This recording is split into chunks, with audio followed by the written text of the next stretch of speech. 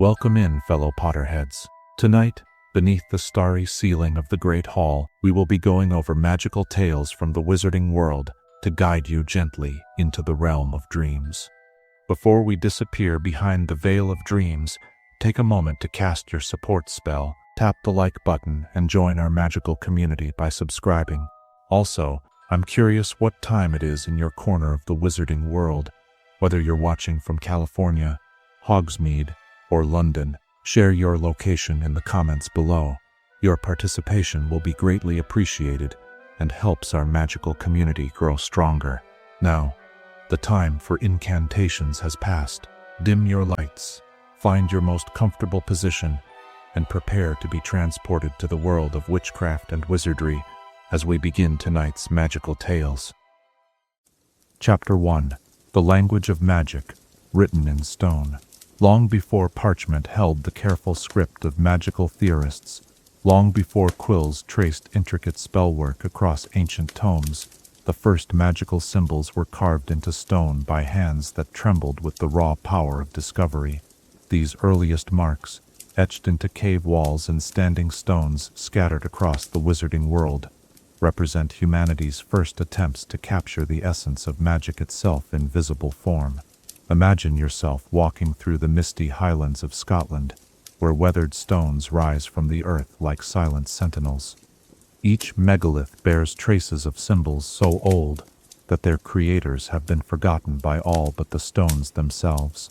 The morning dew clings to these ancient carvings, and as your fingers trace the worn grooves, you can almost feel the echo of the magic that first gave them meaning. These symbols speak a language that transcends words, communicating directly with the magical core that lies within every witch and wizard. The discovery of magical symbols represents one of the most profound moments in wizarding history. Picture those early magical practitioners, perhaps gathered around fires that burned with flames of impossible colors, struggling to understand the forces that flowed through their very beings. They felt magic as surely as they felt their own heartbeats. But how could they share this knowledge? How could they preserve their understanding for future generations? The answer came to them as naturally as breathing. They would give magic a visible form. The first symbol ever carved was said to be a simple spiral, created by a forgotten wizard whose name has been lost to time. This spiral, etched into a limestone cave wall with nothing more than a sharpened flint, represented the fundamental truth that magic is circular, eternal, flowing from source to manifestation and back again. As you envision this moment, you can almost hear the scraping of stone against stone, the gentle rhythm echoing through the cave as each carefully placed mark brought form to the formless. These ancient symbols served purposes far beyond mere decoration or record-keeping. They were conduits, channels through which magical energy could flow with greater precision and power. When early wizards traced these symbols in the air with their primitive wands, they found that their spells gained focus and strength. The symbols acted as lenses, concentrating the scattered light of magical intention into brilliant, precise beams of power. Consider the reverence with which these symbols were treated. Each carving was a sacred act, undertaken only after careful preparation and deep meditation. The wizard would fast for days, purifying both body and mind before approaching the chosen stone. The act of carving itself became a form of magical ritual, with each strike of tool against stone accompanied by whispered incantations that bound the symbol's meaning into its very structure. As centuries passed, these symbols multiplied and evolved. What began as simple spirals and circles grew into complex systems of magical notation. Different cultures developed their own symbolic languages, each reflecting their unique understanding of magical principles. The Celtic wizards favored interwoven patterns that spoke of connection and continuity. The Egyptian magical community created elaborate hieroglyphic systems that captured the grandeur and precision of their pyramid-building ancestors. Norse wizards carved angular runes that reflected the harsh beauty of their northern homeland. Yet beneath this diversity lay a fundamental unity. Despite developing in isolation from one another, magical communities across the world arrived at remarkably similar symbols for core magical concepts. The symbol for protection, for instance, appeared with only minor variations from the stone circles of ancient Britain to the carved cliff faces of the American Southwest.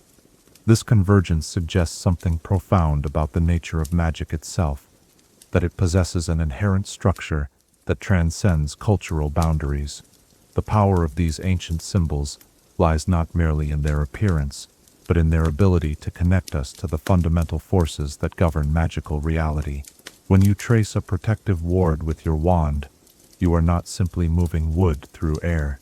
You are participating in a tradition that stretches back to those first cave painters, adding your voice to a conversation that has continued unbroken for millennia. The stone surfaces that bear these symbols have become repositories of magical energy, accumulating power over countless generations.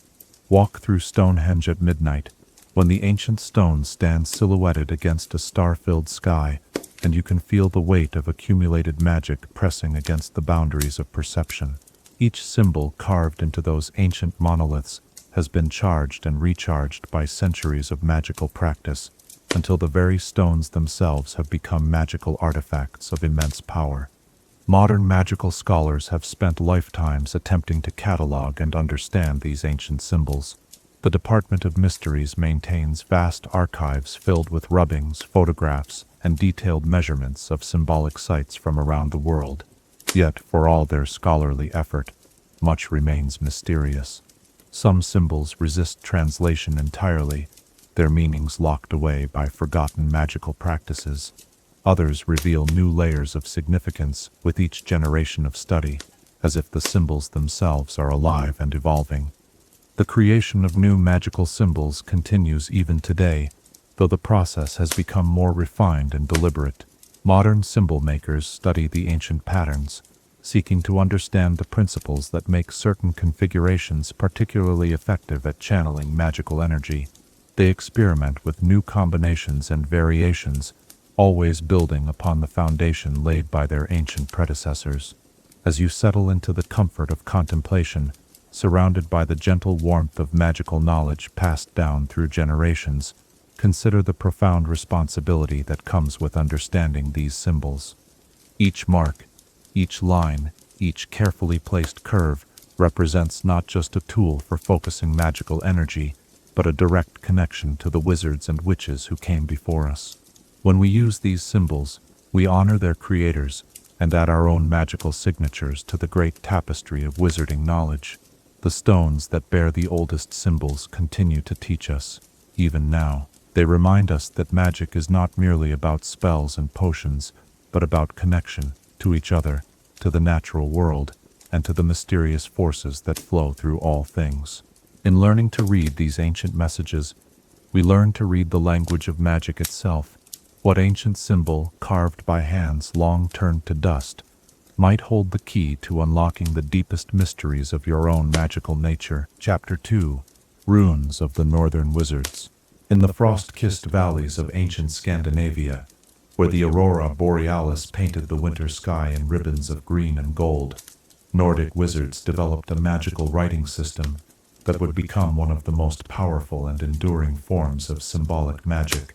The runes, with their angular lines and stark geometric forms, emerged from a landscape where survival demanded both strength and subtlety, where magic had to be as sharp and reliable as a well-forged blade.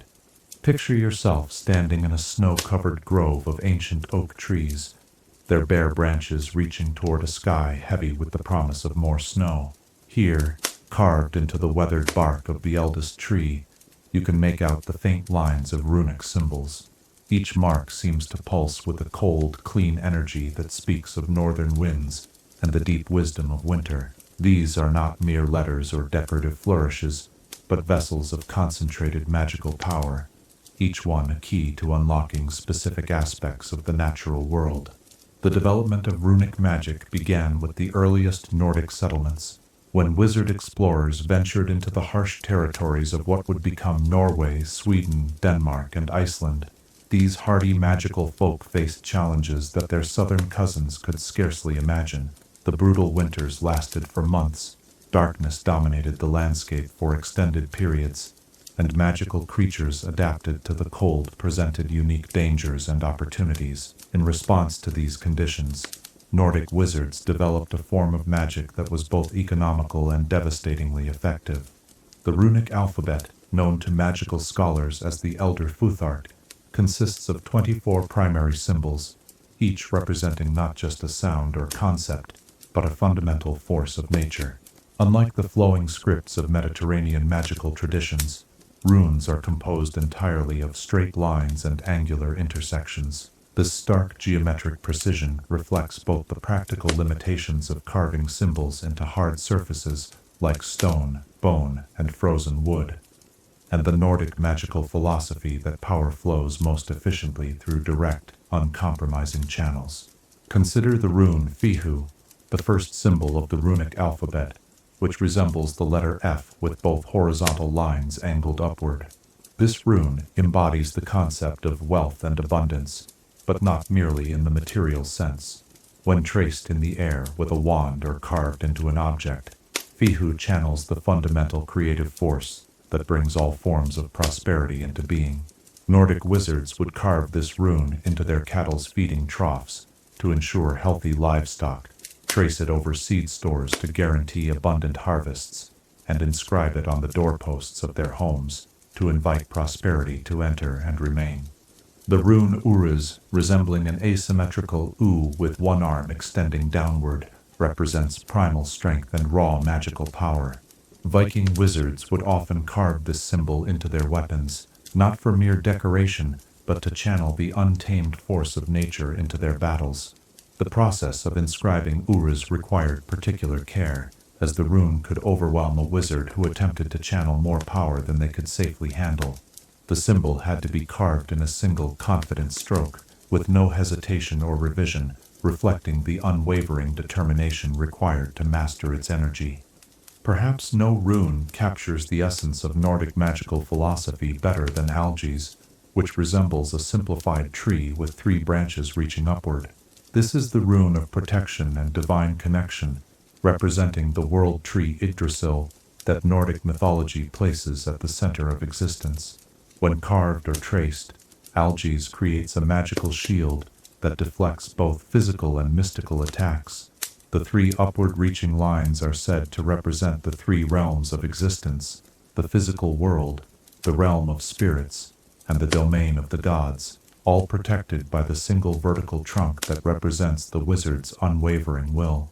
The process of creating runic magic differs markedly from other forms of spellcasting. Rather than relying on complex incantations or elaborate wand movements, runic magic operates through the principle of symbolic resonance.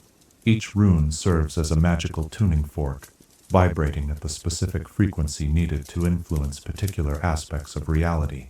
When a Nordic wizard traces the rune Rado, which represents journeys and movement, they are not simply drawing lines in the air. They are aligning their magical energy with the fundamental forces that govern travel, transformation, and the passage from one state to another. The materials used for runic inscription were chosen with careful consideration for their magical properties.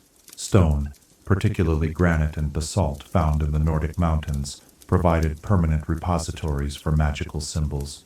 The dense molecular structure of these rocks could hold runic energy for centuries, creating lasting magical effects that would endure long after their creators had passed into legend. Bone, especially from magical creatures, adapted to cold climates, offered more portable but equally powerful options. The curved tusks of Nordic magical beasts, when properly prepared and inscribed with appropriate runes, became focusing implements of extraordinary power. Wood selection for runic work followed strict traditional guidelines passed down through generations of Nordic magical families. Ash wood, sacred to the world tree, was reserved for the most powerful protected runes. Oak, with its associations of strength and endurance, served as the preferred medium for runes of power and authority. Birch, the first tree to grow leaves each spring, was chosen for runes of new beginnings and fresh starts. Each type of wood brought its own magical resonance to the runic symbols carved into its surface, creating complex harmonies of natural and symbolic power. The timing of runic creation followed the natural rhythms of the Nordic year. The darkest nights of winter, when the aurora borealis painted the sky in supernatural colors, were considered the most auspicious times for carving protective runes. The brief, intense summers, when the sun barely set for weeks at a time, provided optimal conditions for runes of growth and abundance. The equinoxes, when day and night achieved perfect balance, were reserved for the most powerful and dangerous runic workings. When the equilibrium between light and dark allowed for precise control over magical forces, Nordic wizards developed elaborate rituals surrounding the creation and activation of runic symbols. Before beginning any significant runic work, the wizard would undergo purification rites that included fasting, meditation in natural settings, and ritual bathing in streams fed by glacial melt.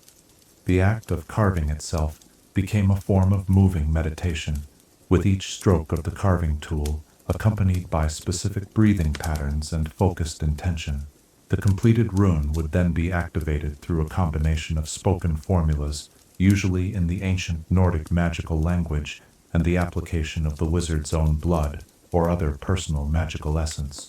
The power of Nordic runes extends far beyond their individual meanings. When combined in specific sequences, they create runic formulas of devastating potency. The Helm of Awe, a complex pattern combining multiple protective runes, could render a wizard virtually invulnerable to both physical and magical attacks. The Valknut, 3 interlocking triangles associated with the god Odin's magical knowledge, granted the bearer enhanced wisdom and the ability to perceive hidden truths. These combination patterns required years of study to master safely, as the interaction between multiple runic energies could produce unexpected and potentially dangerous results. Modern magical education includes basic runic literacy, though few contemporary wizards achieve the level of mastery demonstrated by their Nordic ancestors. The angular precision required for effective runic magic demands a particular mindset that seems at odds with the flowing, intuitive approach favored by many modern magical practitioners. Yet those who persist in runic study often find that the discipline required to master these ancient symbols enhances their overall magical abilities, providing a foundation of focused power that supports all other forms of spellwork. The influence of Nordic runic magic can be seen throughout the wizarding world today. Many protective wards incorporate runic elements, even when created by wizards who may not fully understand their Nordic origins. The practice of carving symbols into wands, popular among contemporary wand makers, derives directly from runic traditions. Even the habit of keeping magical objects in specially prepared containers or boxes often reflects runic principles of symbolic containment and protection. Archaeological discoveries continue to reveal new aspects of runic magic. Recently excavated sites in northern Scotland and Iceland have yielded runic inscriptions that challenge current understanding of Nordic magical practices. Some of these newly discovered symbols appear to represent magical concepts that modern wizards have difficulty comprehending, suggesting that the full scope of Nordic magical knowledge may have been far greater than previously believed. As you imagine the cold mountain air filling your lungs and the crunch of snow beneath your feet, consider the Nordic wizards who first carved these powerful symbols into stone and bone. Their magic was born from necessity, shaped by harsh conditions that demanded efficiency and reliability above all else. In their angular runes, they created a magical language that spoke directly to the fundamental forces of nature, bypassing the elaborate flourishes of other magical traditions to achieve pure, concentrated power. The legacy of Nordic runic magic reminds us that effective magic need not be complex or ornate. Sometimes the most profound magical insights come through simplicity, through the reduction of complex ideas to their essential elements. The stark beauty of runic symbols reflects a magical philosophy that values substance over style, effectiveness over elegance, and enduring power over temporary display. In the quiet moments before sleep, when the day's complexities fade into the gentle embrace of rest, what simple yet powerful symbol might you choose to represent the magic that flows most naturally through your own being? Chapter 3. The Hieroglyphs of Egyptian Magical Traditions.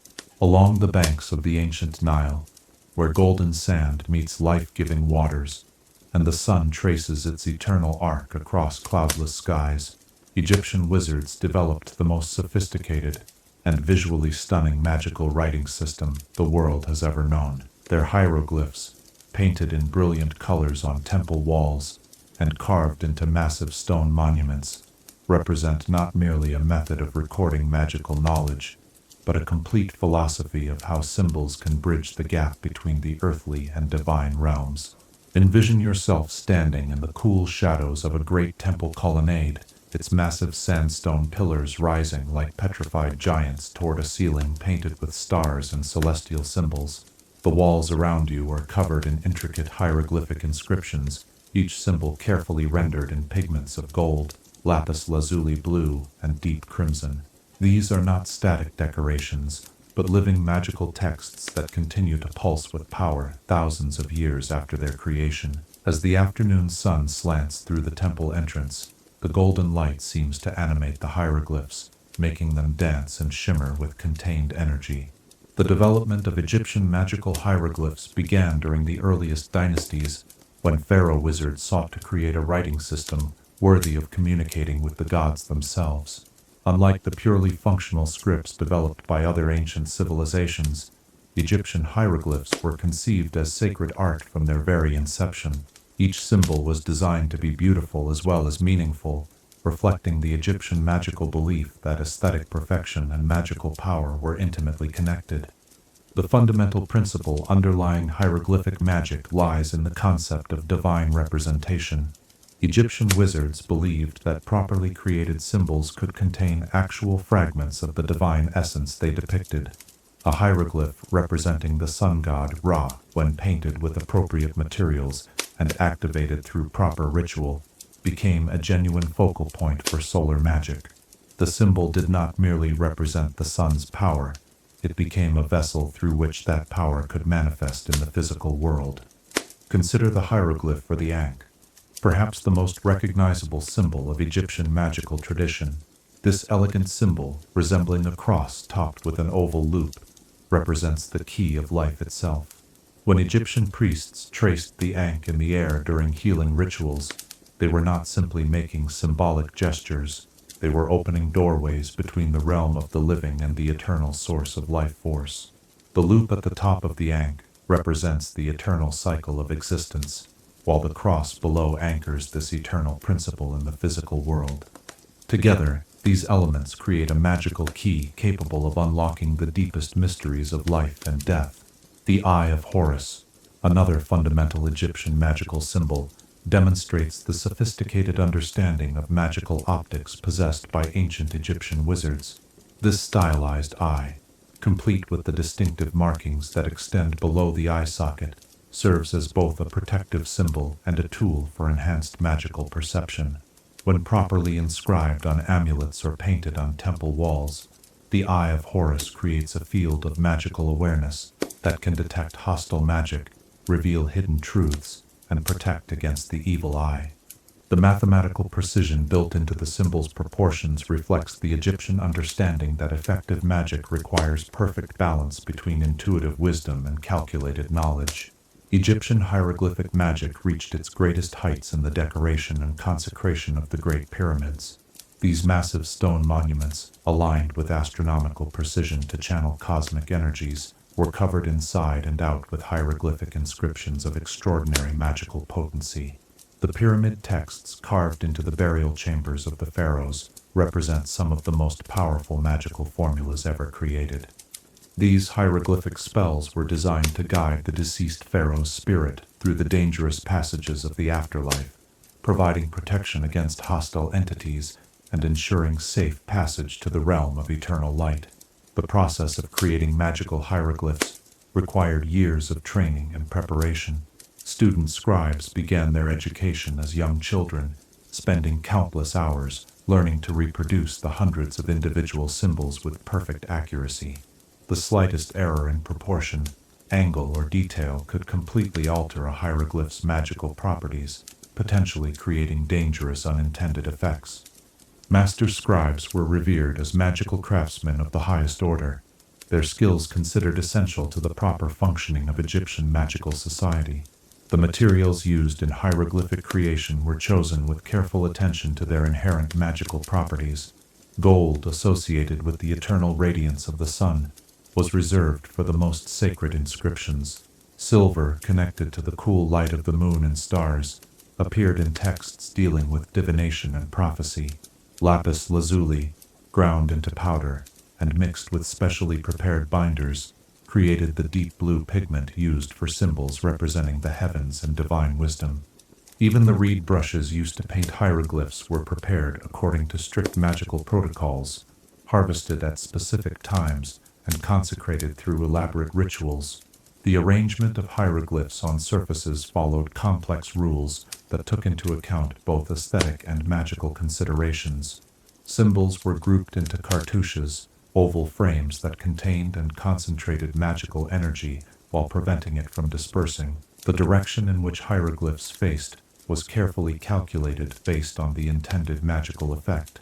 Symbols facing toward the sunrise were used for spells of beginning and growth, while those facing sunset were employed for magic dealing with endings and transformation. Color played a crucial role in Egyptian hieroglyphic magic, with each hue carrying specific magical associations. Red, the color of blood and life force, was used for symbols representing power, vitality, and protection. Blue represented the heavens, wisdom, and divine truth. Green symbolized rebirth, fertility, and the regenerative power of nature. Black, far from being associated with evil, as in some magical traditions, represented the fertile soil of the Nile Delta and the mysterious depths from which all life emerges. White stood for purity, spiritual clarity, and the brilliant light of divine illumination. The integration of hieroglyphic magic with architectural design reached its pinnacle in the great temple complexes of Karnak and Luxor. These massive stone structures were essentially three-dimensional magical diagrams, with every column, corridor, and chamber positioned according to hieroglyphic principles. The walls served as vast magical texts, their hieroglyphic inscriptions creating protective barriers that shielded the sacred spaces from harmful influences, while amplifying the power of rituals performed within. Egyptian wizards developed specialized branches of hieroglyphic magic for different purposes. Medical hieroglyphs, often inscribed on papyrus scrolls or carved into healing amulets, could diagnose diseases, guide surgical procedures, and channel healing energy directly into the patient's body.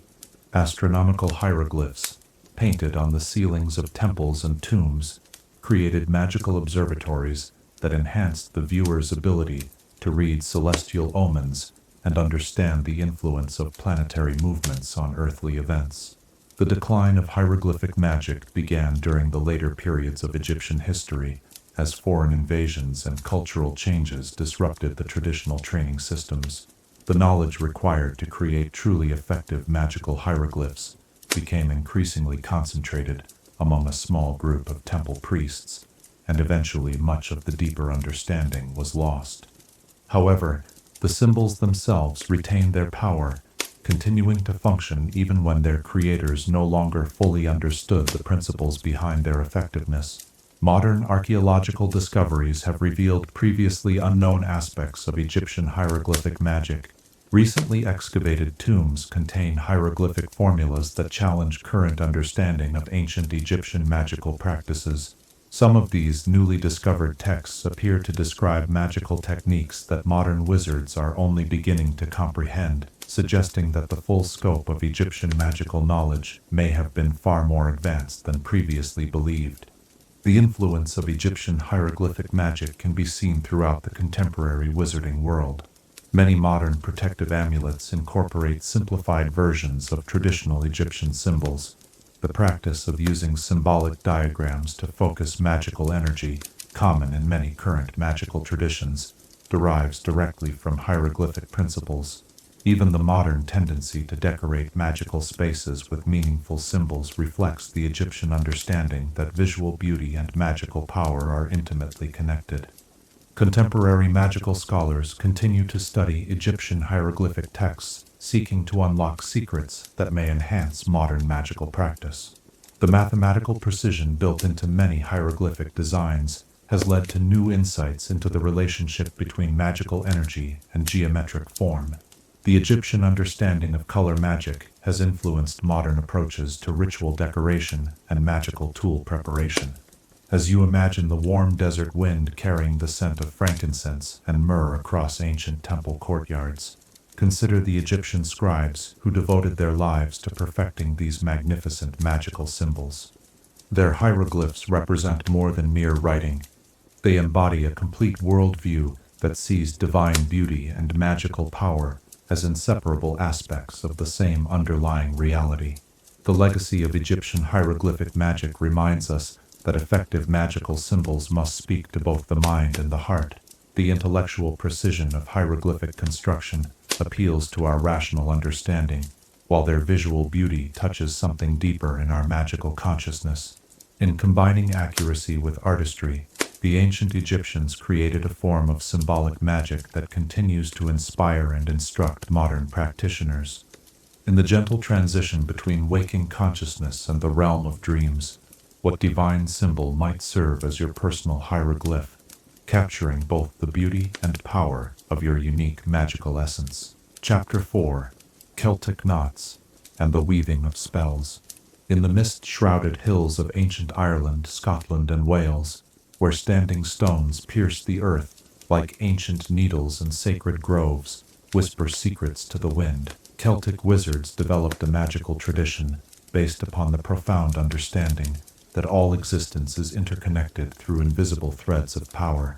Their intricate knotwork designs, woven from flowing lines that have no beginning and no end, represent one of the most sophisticated approaches to symbolic magic ever devised, transforming the very concept of spellcasting into an art form of breathtaking beauty and devastating effectiveness. Picture yourself walking through a moonlit forest where oak trees older than memory spread their gnarled branches towards star-filled skies. Carved into the bark of the eldest tree, you discover an intricate Celtic knot, its interwoven patterns seeming to shift and flow in the silvery light. As your fingers trace the endless curves, you begin to understand that this is no mere decoration, but a magical map that charts the hidden connections binding all things together. Each twist and turn of the design represents a pathway through which magical energy can flow, creating a network of power that spans not just the physical world, but the realms of spirit and dream as well. The development of Celtic knotwork magic emerged from the fundamental Celtic belief that the universe consists of countless interconnected layers of reality, all woven together in an endless tapestry of cause and effect. Celtic druids and wizards observed that magic itself seemed to follow similar patterns, flowing through invisible channels that connected seemingly unrelated events and locations. Their knotwork designs became visual representations of these magical pathways, allowing practitioners to trace and manipulate the flows of power that govern all existence. Unlike other magical traditions that relied primarily on individual symbols, Celtic magic focused on the relationships between elements. A single Celtic knot might contain dozens of interwoven strands, each representing a different aspect of the spell being created.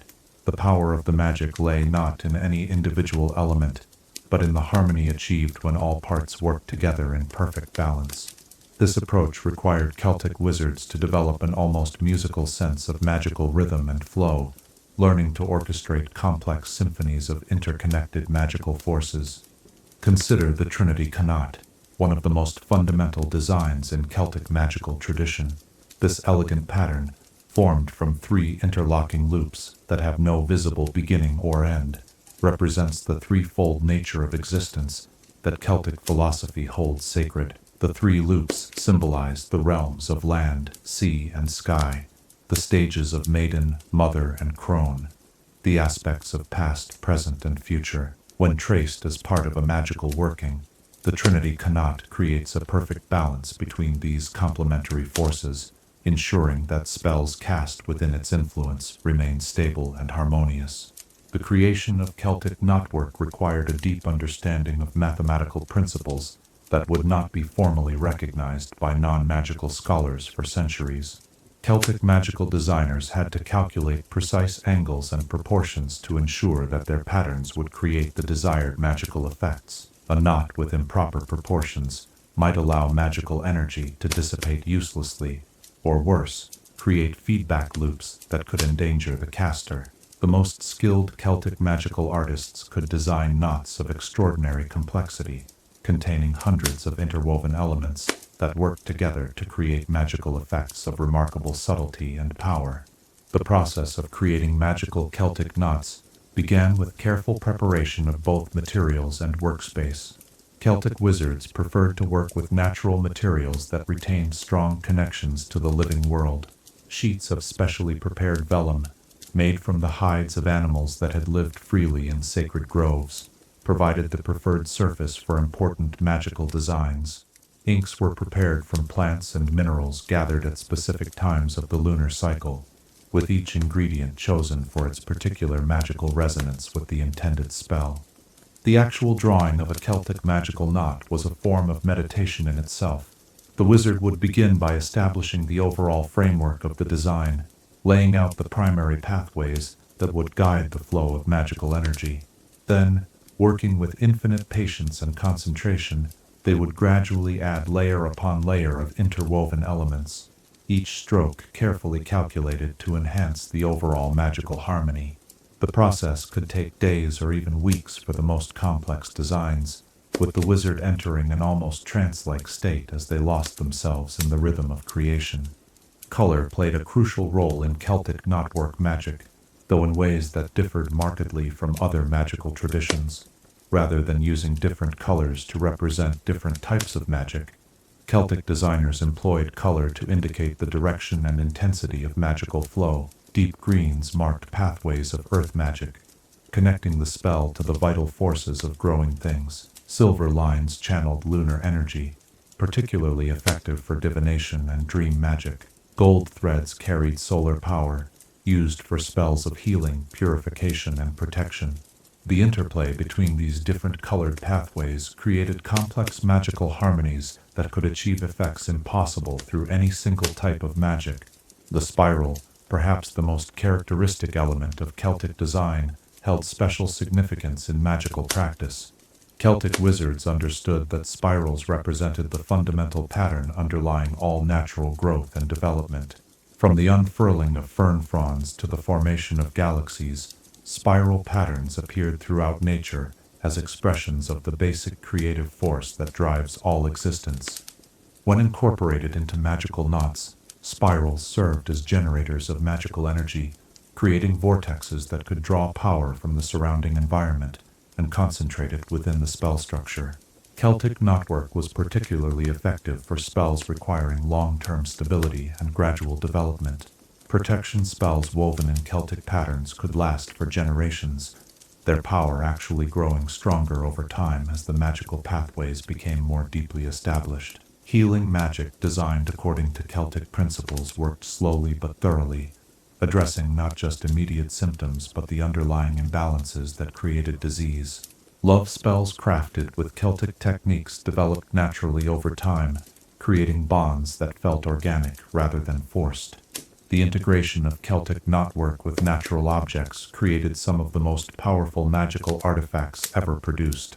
Torques, the distinctive neck rings worn by Celtic nobles, were often inscribed with intricate knot patterns that provided continuous protection and enhanced the wearer's magical abilities. Stone crosses, carved with elaborate interlaced designs, served as focal points for community magic, creating fields of beneficial influence that could extend for miles around the sacred site. Even simple household objects, when decorated with appropriate Celtic patterns, became tools for everyday magic that improved the quality of life for entire communities. The decline of Celtic knotwork magic began with the arrival of foreign influences that disrupted traditional Celtic society. As older generation of druids and wizards passed away without fully training their successors, much of the deeper knowledge behind Celtic magical design was lost. However, the symbols themselves retained their power, and many Celtic knot patterns continued to function effectively, even when their users no longer fully understood the principles behind their creation. Modern magical scholars have made significant progress in recovering lost Celtic magical knowledge through careful study of surviving artifacts and historical records. Recent archaeological discoveries have revealed previously unknown Celtic magical sites, some containing knotwork designs of extraordinary complexity and beauty. These findings suggest that Celtic magical knowledge may have been far more sophisticated than previously believed, with some patterns apparently designed to interact with astronomical phenomena and seasonal energy cycles. The influence of Celtic knotwork can be seen throughout contemporary magical practice. Many modern protective wards incorporate Celtic-inspired interwoven patterns. The practice of using continuous lines to create magical diagrams, common in many current traditions, derives directly from Celtic principles. Even the modern tendency to view magic as an interconnected web of relationships, rather than a collection of isolated phenomena, reflects the Celtic understanding of universal interconnection. Contemporary magical artists continue to create new Celtic-inspired designs, though few achieve the level of sophistication demonstrated by their ancient predecessors. The mathematical complexity required for truly effective Celtic knotwork demands a combination of artistic skill, magical knowledge, and intuitive understanding that takes decades to develop. However, even simplified Celtic patterns can be remarkably effective when created with proper intention and understanding. As you imagine the soft patter of rain on ancient stone circles and the rustle of wind through sacred oak groves, consider the Celtic wizards who first understood that magic flows most naturally when it follows the patterns already established by nature itself. Their knotwork designs represent more than mere decoration. They embody a complete philosophy of magical practice that recognizes the fundamental interconnectedness of all existence. The legacy of Celtic knotwork magic reminds us that the most powerful spells are often those that work in harmony with natural forces rather than attempting to dominate them.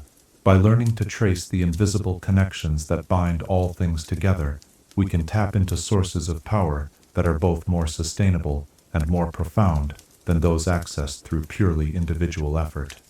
In the quiet moments when day transitions into night, and the boundary between waking and dreaming grows thin, what pattern of connection might best represent the unique way your magical energy interweaves with the great tapestry of existence? Chapter 5. The Alchemical Symbols of Transformation. Within the shadowed chambers of medieval towers, where alchemical furnaces glowed like captured stars and the air shimmered with metallic vapors, wizard scholars developed a symbolic language that would revolutionize magical practice for centuries to come. Their alchemical symbols, drawn with precise geometric lines and circles, represented not merely the physical elements they sought to transform, but the fundamental principles governing all magical change. These elegant designs became the foundation for a magical philosophy that viewed transformation as the highest art, and the laboratory as a sacred space where base matter could be elevated to divine perfection. Envision yourself entering an alchemist's workshop in the depths of winter, where crystalline frost patterns the diamond-paned windows, and the warmth from multiple furnaces creates a pocket of tropical air in the cold stone chamber. Glass vessels of countless shapes and sizes line wooden shelves, their contents glowing with subtle inner light.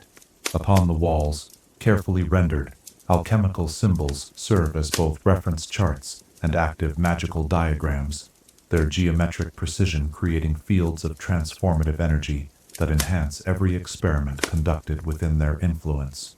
The very air seems to vibrate with potential, as if the boundary between one state of matter and another has grown thin and permeable. The development of alchemical symbolism emerged from the medieval magical understanding that all matter consists of combinations of fundamental principles rather than discrete substances. Alchemical wizards believed that by understanding and manipulating these underlying principles, they could achieve transformations that seemed impossible to those who viewed the world in purely physical terms. Their symbols became tools for mapping these invisible relationships, creating visual representations of the forces that govern all change and development. The foundation of alchemical symbolism rests upon the classical elements: earth, water, air, and fire. However, alchemical interpretations of these elements went far beyond simple physical properties. Earth represented not just solid matter, but the principle of stability, permanence, and material manifestation. The alchemical symbol for earth, a downward pointing triangle crossed by a horizontal line, captures this concept perfectly.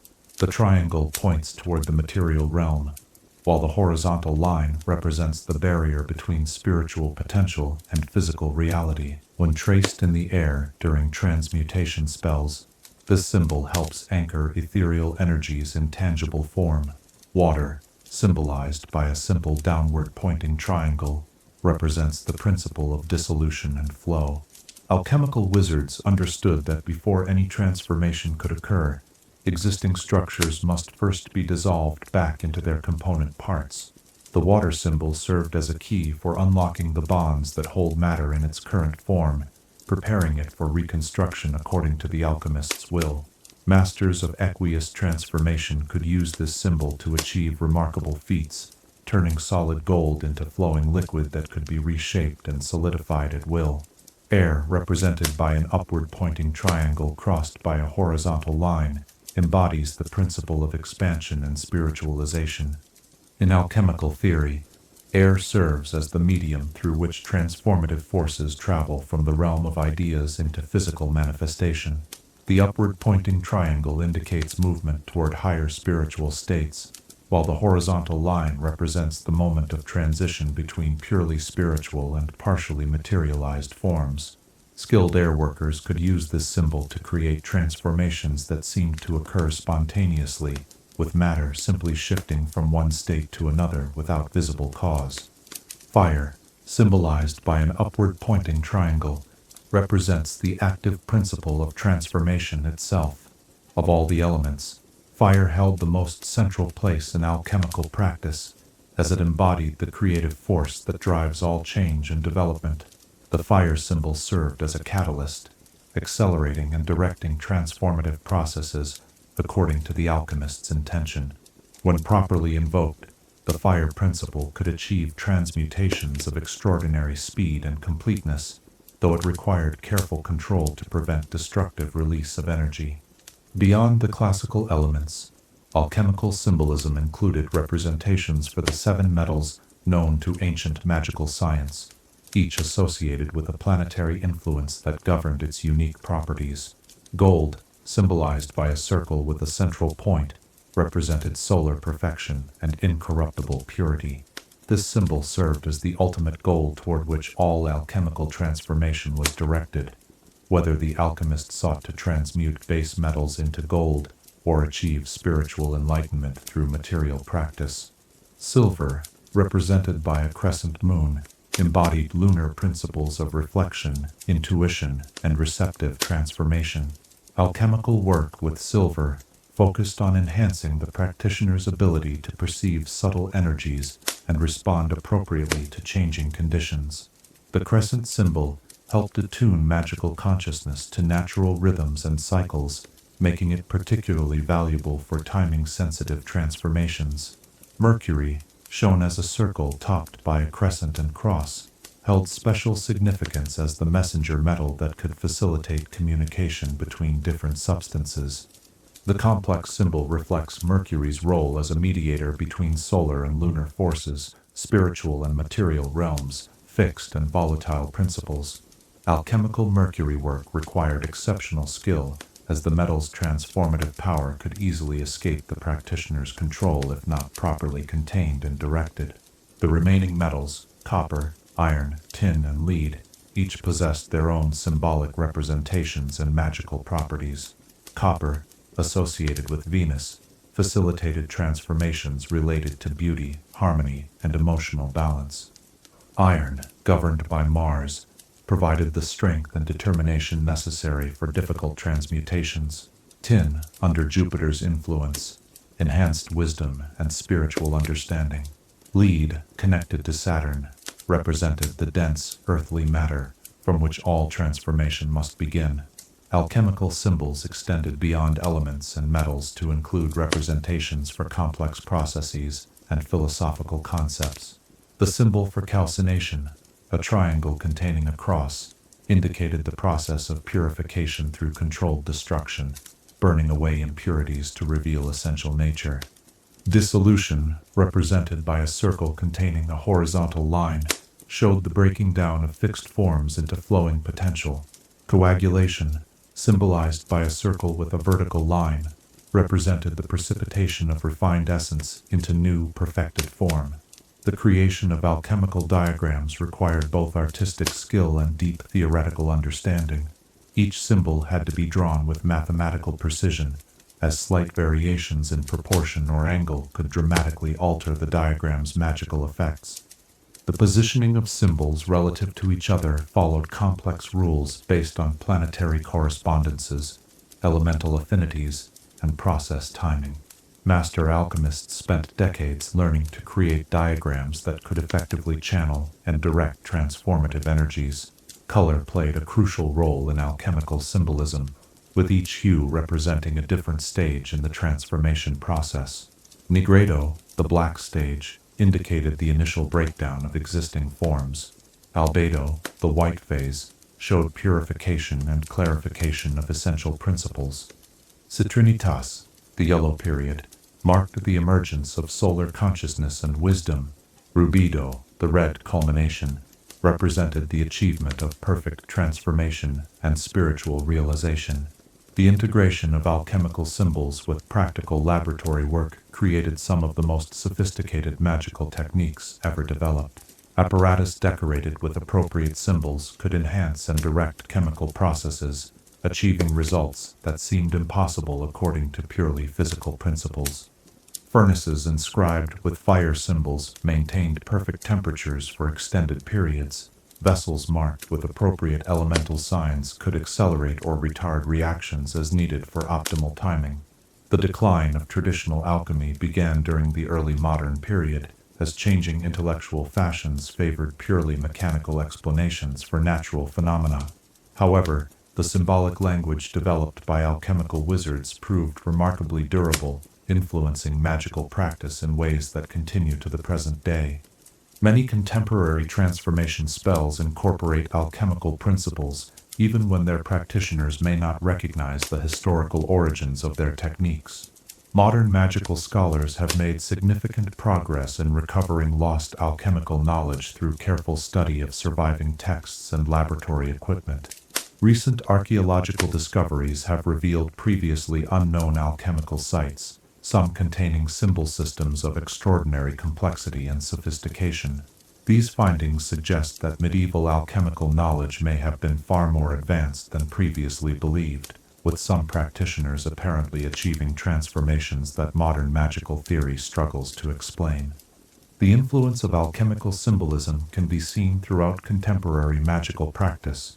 The modern understanding of magical elements derives directly from alchemical theory. The practice of using geometric symbols to focus transformative energy is a direct inheritance from alchemical tradition. Even the contemporary emphasis on personal transformation as a legitimate magical goal reflects the alchemical understanding that external change and internal development are intimately connected. You imagine the gentle bubbling of alchemical solutions and the warm glow of furnaces working their slow transformations through the long winter nights. Consider the medieval wizards who first understood that true magic lies not in forcing change upon reluctant matter, but in discovering and cooperating with the natural principles that govern all transformation. Their symbols represent more than mere notation. They embody a complete philosophy of change that recognizes the sacred nature of all material existence. The legacy of alchemical symbolism reminds us that the most profound transformations often occur gradually, through patient work that honors both the integrity of existing forms and the potential for their perfection. By learning to read the symbolic language of transformation, we gain access to magical techniques that can change not just the world around us, but the very nature of our own being. In the quiet hours when night deepens toward dawn, and the first hints of transformation stir in the darkness, What alchemical symbol might best represent the change you most deeply wish to cultivate within your own magical practice? Chapter 6: Eastern Magical Calligraphy and Character Magic.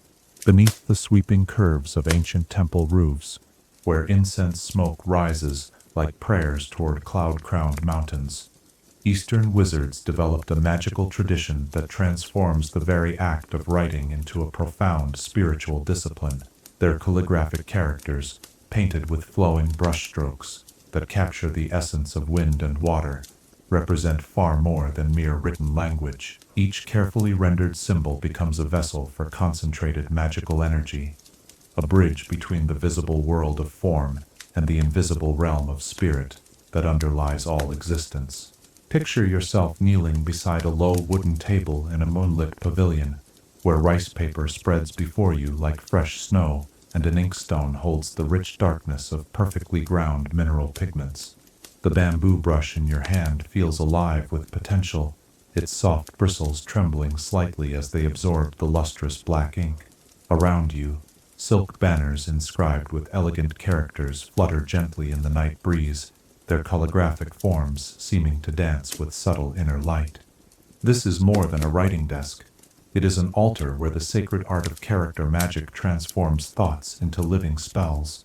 The development of Eastern magical calligraphy emerged from the profound understanding that written characters possess inherent power beyond their capacity to convey information.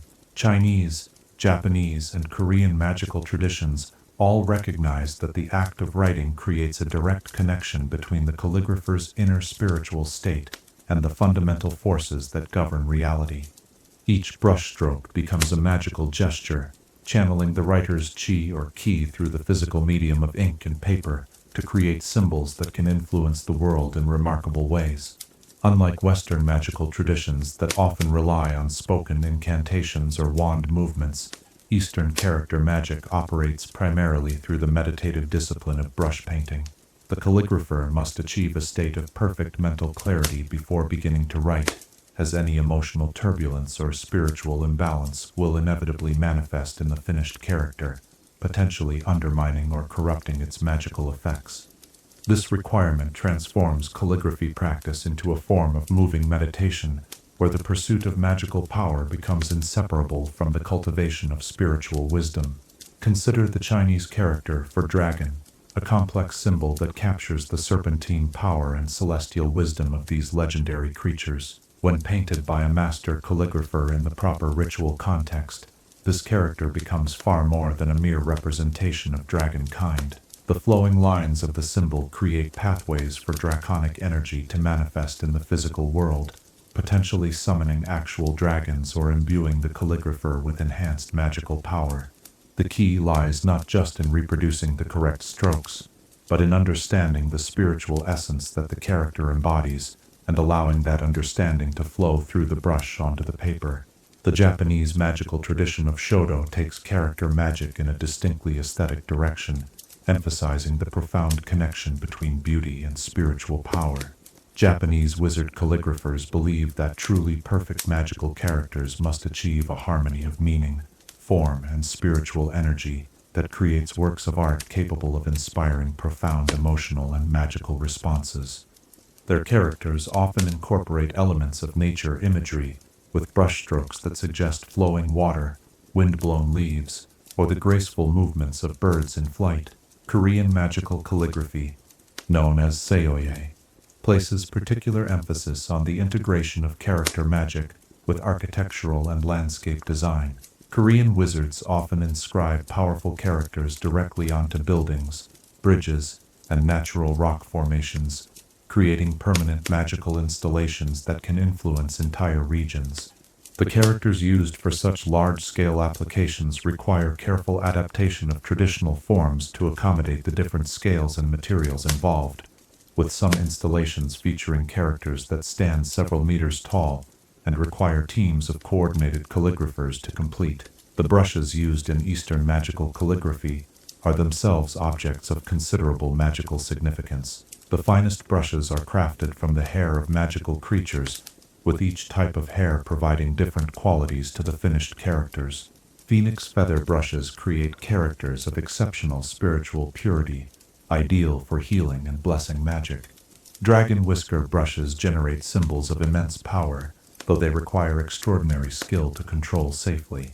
More commonly available brushes made from the hair of ordinary animals can still produce effective magical characters when wielded by skilled practitioners who understand how to work within their limitations. Ink preparation represents another crucial aspect of Eastern character magic. Traditional magical inks are created through elaborate processes that can take months or even years to complete. The finest inks begin with soot, collected from specific types of burning wood or oil, each chosen for its particular magical resonance. This soot is then mixed with carefully prepared binding agents, often including materials like ground pearls, powdered jade, or extracts from rare medicinal plants. The mixture is formed into solid ink cakes that must be aged in controlled conditions before they develop their full magical potency. The grinding of ink for magical calligraphy becomes a ritual in itself, performed on special ink stones carved from materials chosen for their ability to enhance and focus magical energy. The rhythmic circular motion of grinding solid ink against the stone creates a meditative state that helps attune the calligrapher's consciousness to the spiritual dimensions of their practice. The gradual transformation of solid ink into liquid form mirrors the magical transformation that will occur when the finished characters are activated. Paper selection for magical calligraphy follows traditional guidelines that take into account both practical and mystical considerations. The highest quality magical papers are handmade from specific plants harvested at particular times of the lunar cycle. Bamboo papers provide excellent conductivity for earth-based magic, while mulberry papers excel at channeling celestial energies. Rice papers offer neutral properties that work well for general-purpose magical applications. The texture and absorbency of the paper must be perfectly matched to the type of magic being performed and the skill level of the calligrapher. The physical process of creating magical characters requires precise control over every aspect of brush movement. The angle of the brush, the speed of each stroke, the pressure applied to the paper, and the rhythm of breathing all influence the magical properties of the finished symbol.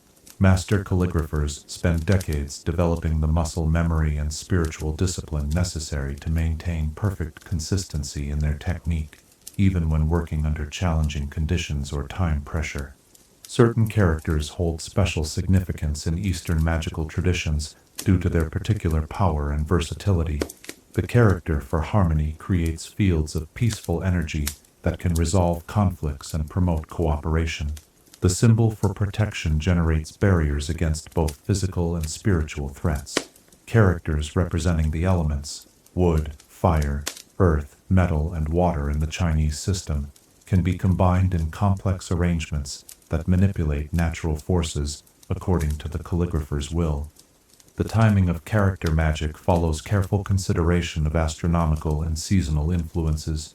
Characters written during specific phases of the moon gain enhanced power related to lunar energies. Seasonal timing affects the strength of characters associated with particular elements or natural processes. Some of the most powerful magical characters can only be created during rare celestial alignments, making them extremely valuable and difficult to obtain. Modern Eastern magical education continues to emphasize traditional calligraphy training, though contemporary students often struggle with the patience and discipline required for true mastery. The rapid pace of modern life seems at odds with the slow, meditative approach that character magic demands. However, those who persist in their studies often find that the skills developed through calligraphy practice enhance their abilities in all other areas of magical work.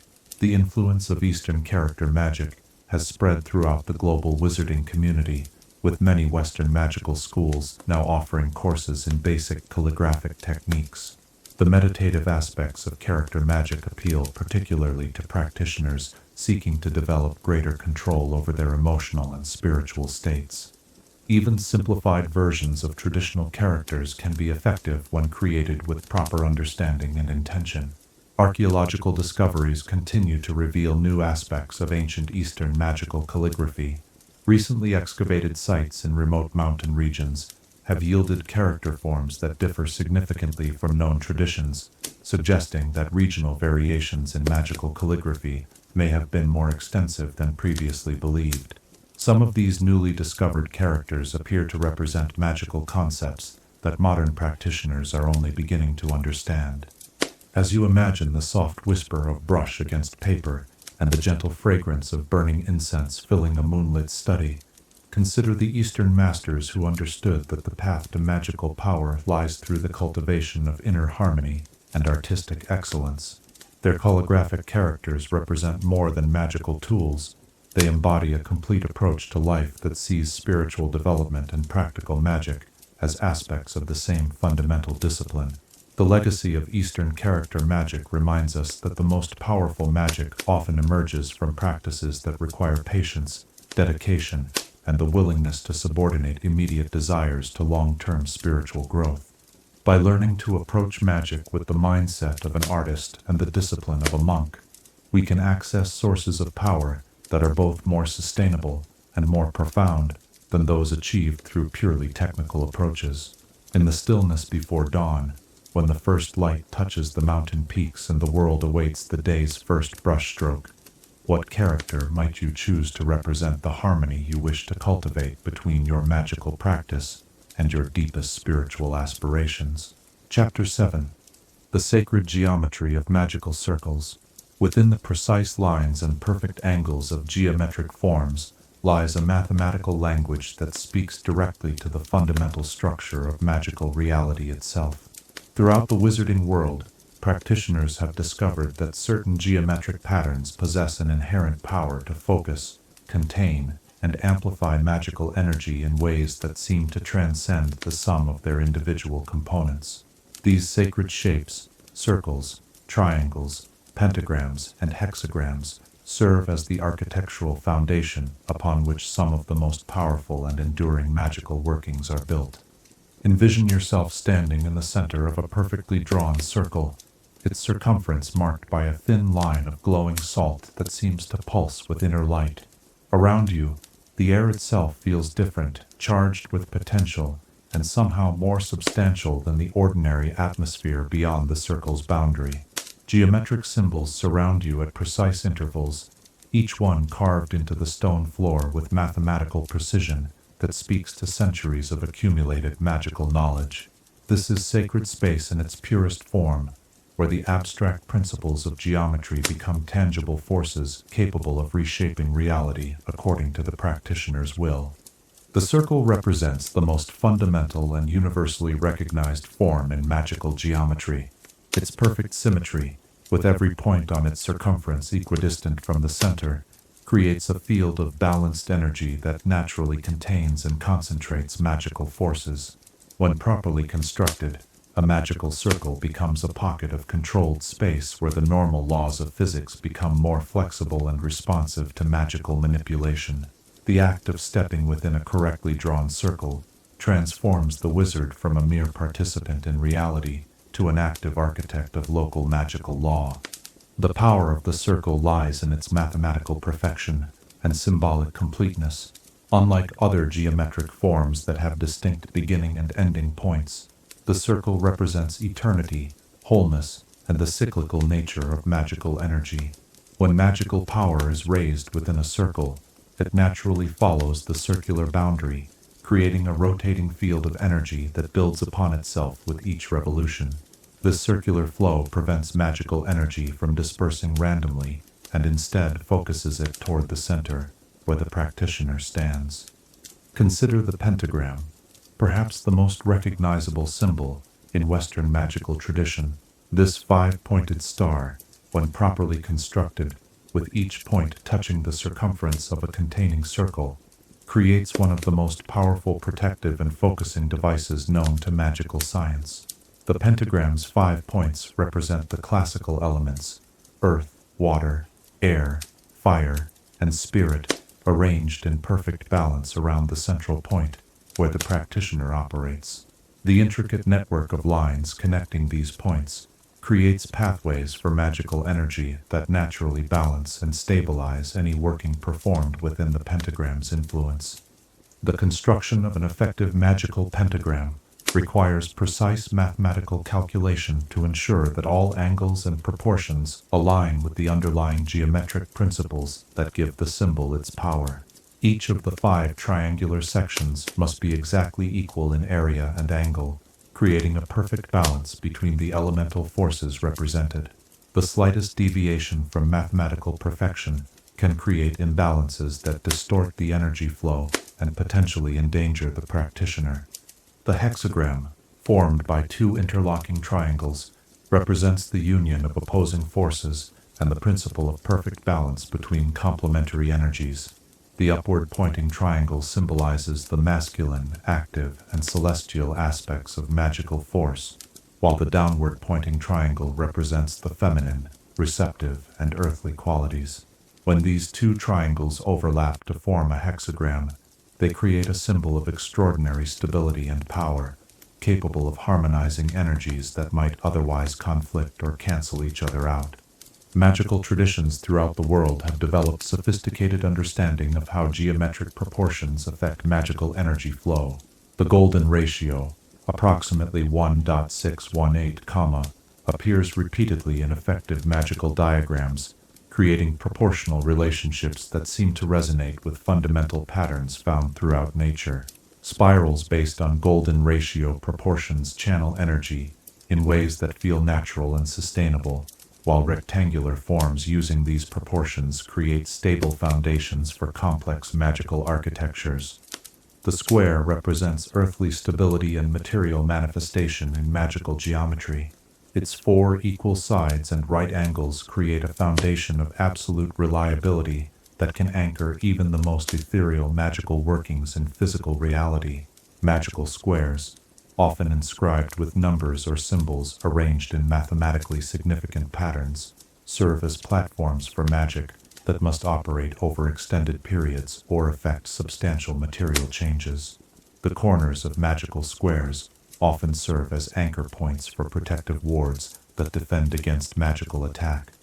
Triangular forms in magical geometry represent dynamic change and directed energy flow.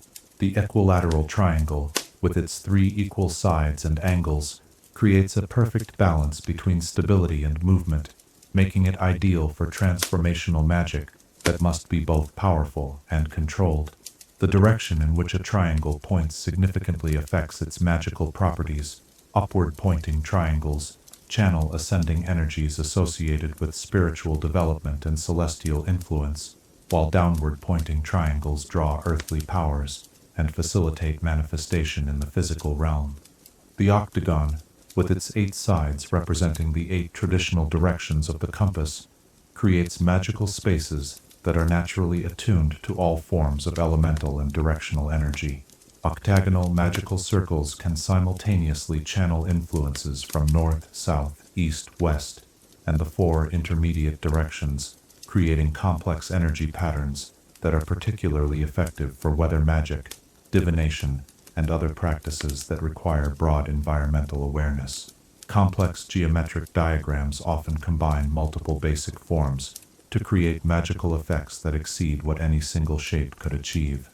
The Seal of Solomon, incorporating pentagram and hexagram elements within a circular boundary, creates one of the most powerful and versatile magical designs ever developed.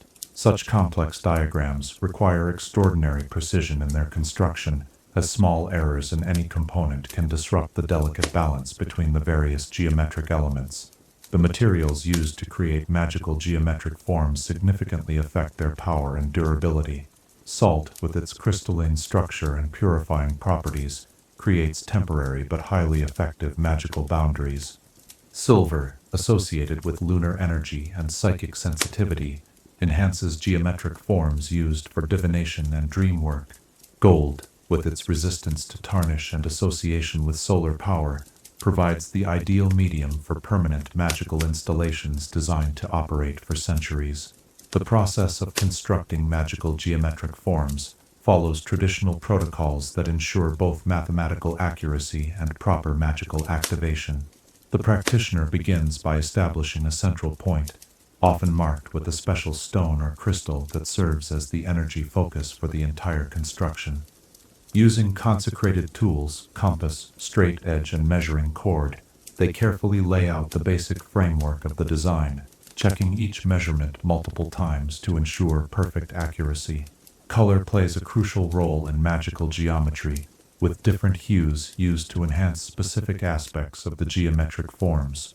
White, representing purity and spiritual clarity, is commonly used for protective circles and meditation spaces. Red enhances geometric forms designed for power and manifestation magic. Blue strengthens designs intended for healing and peace. Black creates geometric forms that can absorb negative energy and provide psychic protection. The activation of magical geometric forms requires specific ritual procedures that awaken the dormant power within the mathematical relationships. The practitioner typically begins at the eastern point of the diagram and moves clockwise around the perimeter, using wand or a thame to trace the geometric lines while speaking words of power that attune the form to its intended purpose. The final step involves stepping into the center of the activated geometry and formally declaring the space consecrated for magical work. Modern magical education places great emphasis on understanding the mathematical principles underlying effective magical geometry. Students learn to calculate proper proportions, measure angles with precision, and understand how geometric relationships affect energy flow. Computer-aided design tools now allow contemporary wizards to create geometric diagrams of unprecedented complexity and accuracy, though most traditionalists insist that hand-drawn forms retain superior magical properties due to the personal energy invested in their creation. The influence of sacred geometry extends far beyond formal magical practice into the design of magical architecture and sacred spaces. Hogwarts itself incorporates numerous geometric principles in its construction, with corridors, chambers, and towers positioned according to mathematical relationships that enhance the school's overall magical atmosphere. Many ancient magical sites around the world show evidence of geometric planning that suggests their builders possessed sophisticated understanding of how spatial relationships affect magical energy. Archaeological studies of ancient magical sites continue to reveal new insights into the geometric principles used by past civilizations. Stone circles, temple complexes, and burial chambers often incorporate mathematical relationships that modern magical theory is only beginning to understand. Some of these ancient geometric arrangements appear to interact with astronomical phenomena, suggesting that their builders understood connections between terrestrial geometry and celestial mechanics that contemporary magical science has yet to fully appreciate. As you imagine the soft scraping of compass point against stone and the satisfaction of completing a perfectly proportioned magical diagram, consider the countless practitioners who have found power and protection within the embrace of sacred geometry. Their geometric forms represent more than mere tools. They embody humanity's ongoing attempt to discover and work with the mathematical laws that govern magical reality. The legacy of sacred geometry reminds us that magic operates according to principles as precise and reliable as those found in any other natural science. By learning to work with these geometric relationships rather than against them, we can achieve magical effects that are both more powerful and more predictable than those produced through purely intuitive approaches. In the quiet symmetry of perfect mathematical relationships, what geometric form might best represent the balance you seek between the structured discipline of magical study and the flowing creativity of magical practice? Chapter 8. Planetary and Astrological Symbols in Magic. Above the earthbound realm of daily magical practice stretches the vast celestial sphere, where planets trace their ancient paths across star-filled skies, and cosmic forces pulse with rhythms that have influenced magical practice since the first wizard looked upward and recognized the profound connection between heavenly movements and earthly power. The symbols that represent these celestial bodies, elegant glyphs combining circles, crescents, crosses, and arrows, serve as keys to unlock the specific energies that each planetary influence brings to magical workings. Picture yourself standing atop a high tower on a clear midnight, where the dome of heaven spreads above you like an immense map written in points of silver light. Before you lies an astronomical chart, its surface covered with the graceful symbols that represent each planet's unique magical signature. As you trace these ancient glyphs with your finger, you can almost feel the corresponding celestial energies responding, creating invisible threads of connection between your earthbound magical practice and the cosmic forces that govern all existence.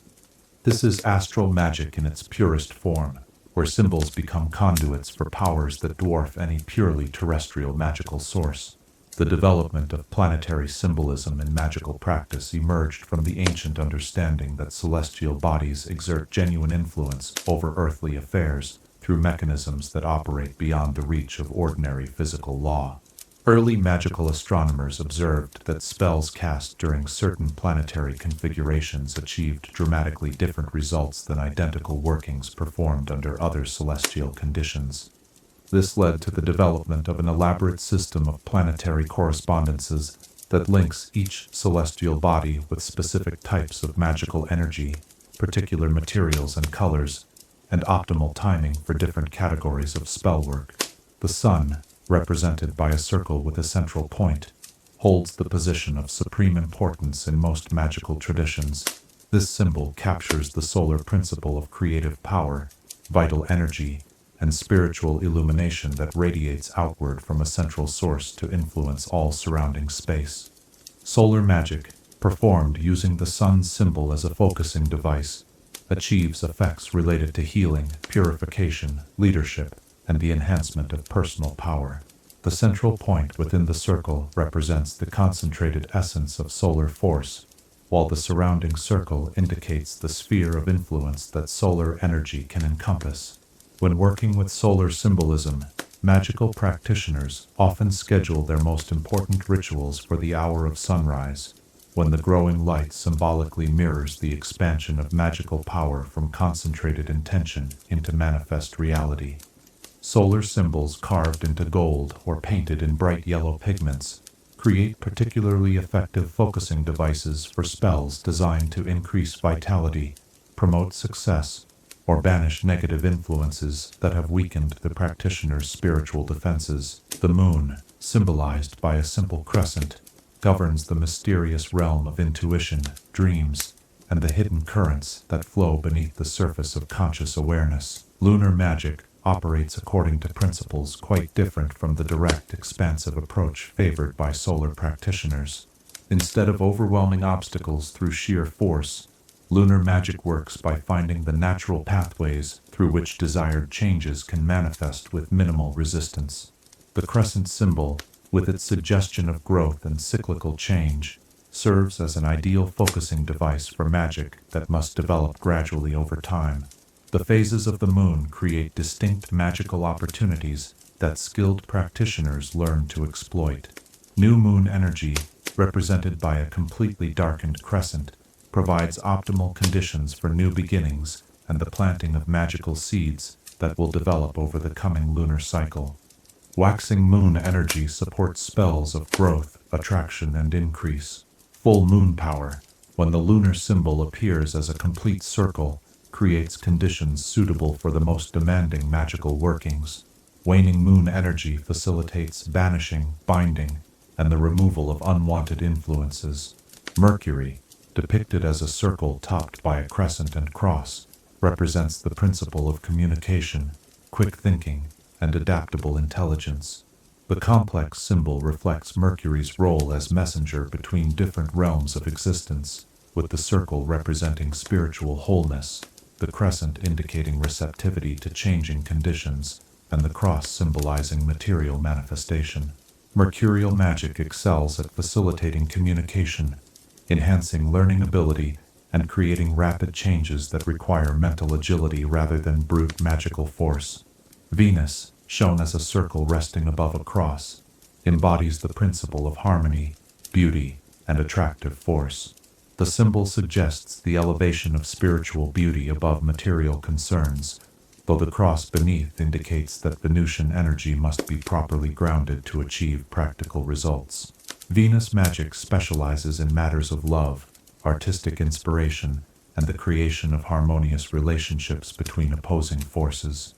Rituals performed under Venus's influence often incorporate music, flowers, and other beautiful objects that resonate with the planet's aesthetic energy. Mars, represented by a circle with an arrow pointing diagonally upward, symbolizes dynamic action, courage, and the focused application of willpower.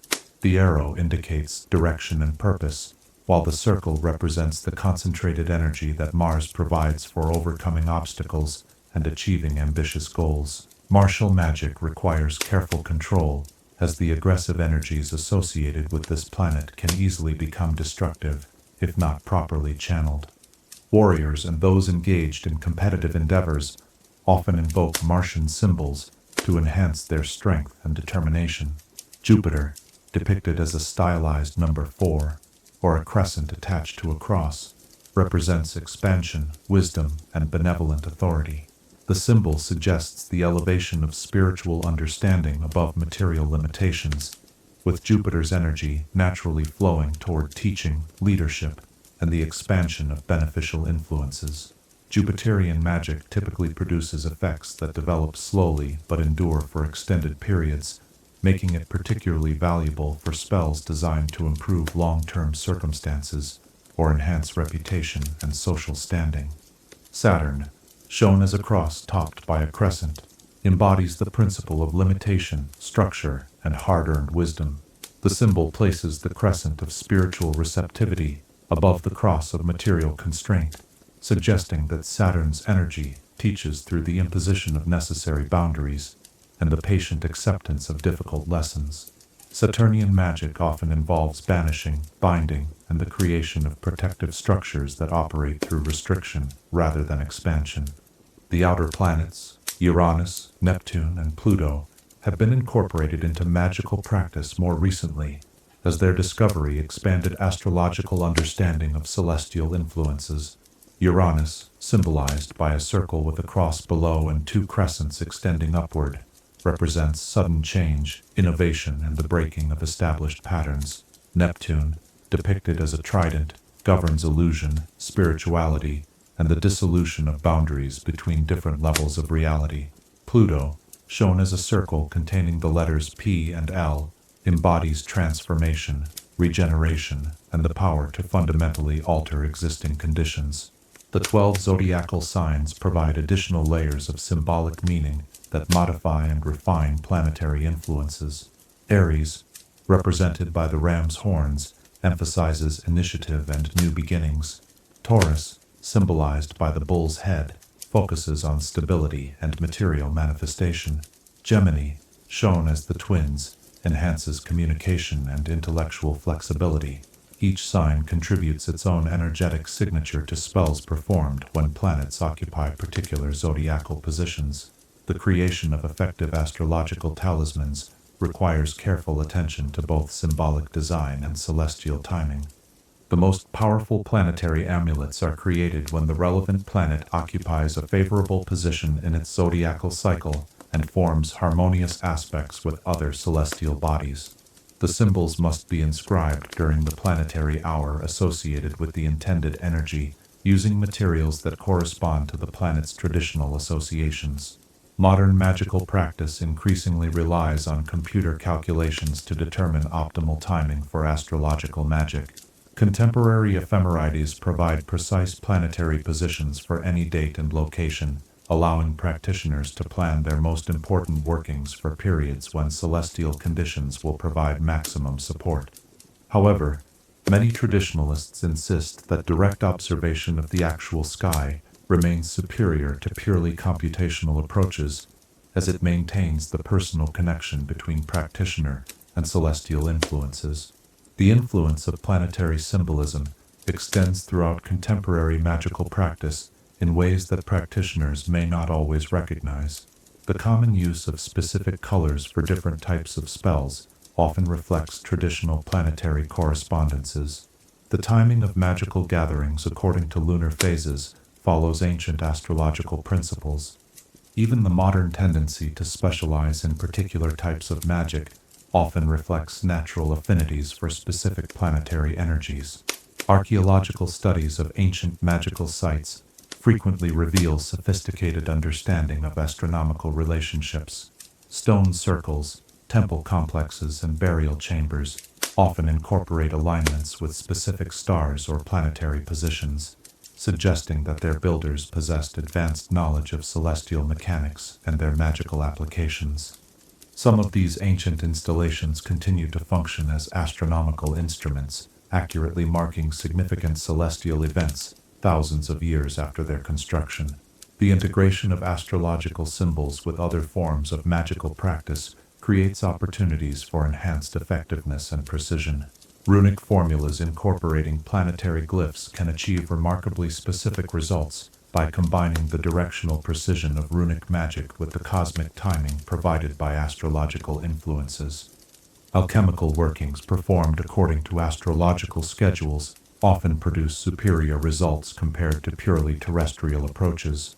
As you imagine the slow wheel of stars turning overhead and the ancient planets maintaining their eternal dance across the cosmic sphere, consider the generations of magical practitioners who have looked to the heavens for guidance and power.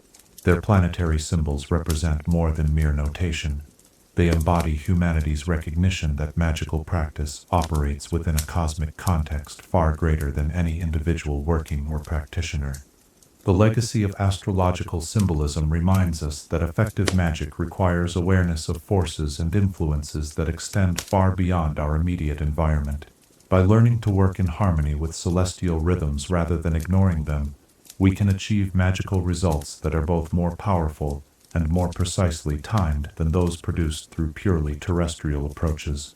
In the vast symphony of celestial movements, where each planet contributes its unique voice to the cosmic harmony, which planetary symbol resonates most deeply with your own magical nature and the work you feel called to accomplish?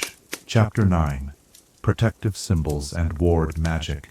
In the shadows where malevolent forces gather and hostile magic seeks vulnerable targets, protective symbols stand as humanity's first and most enduring defense against the darkness that would overwhelm the unprepared.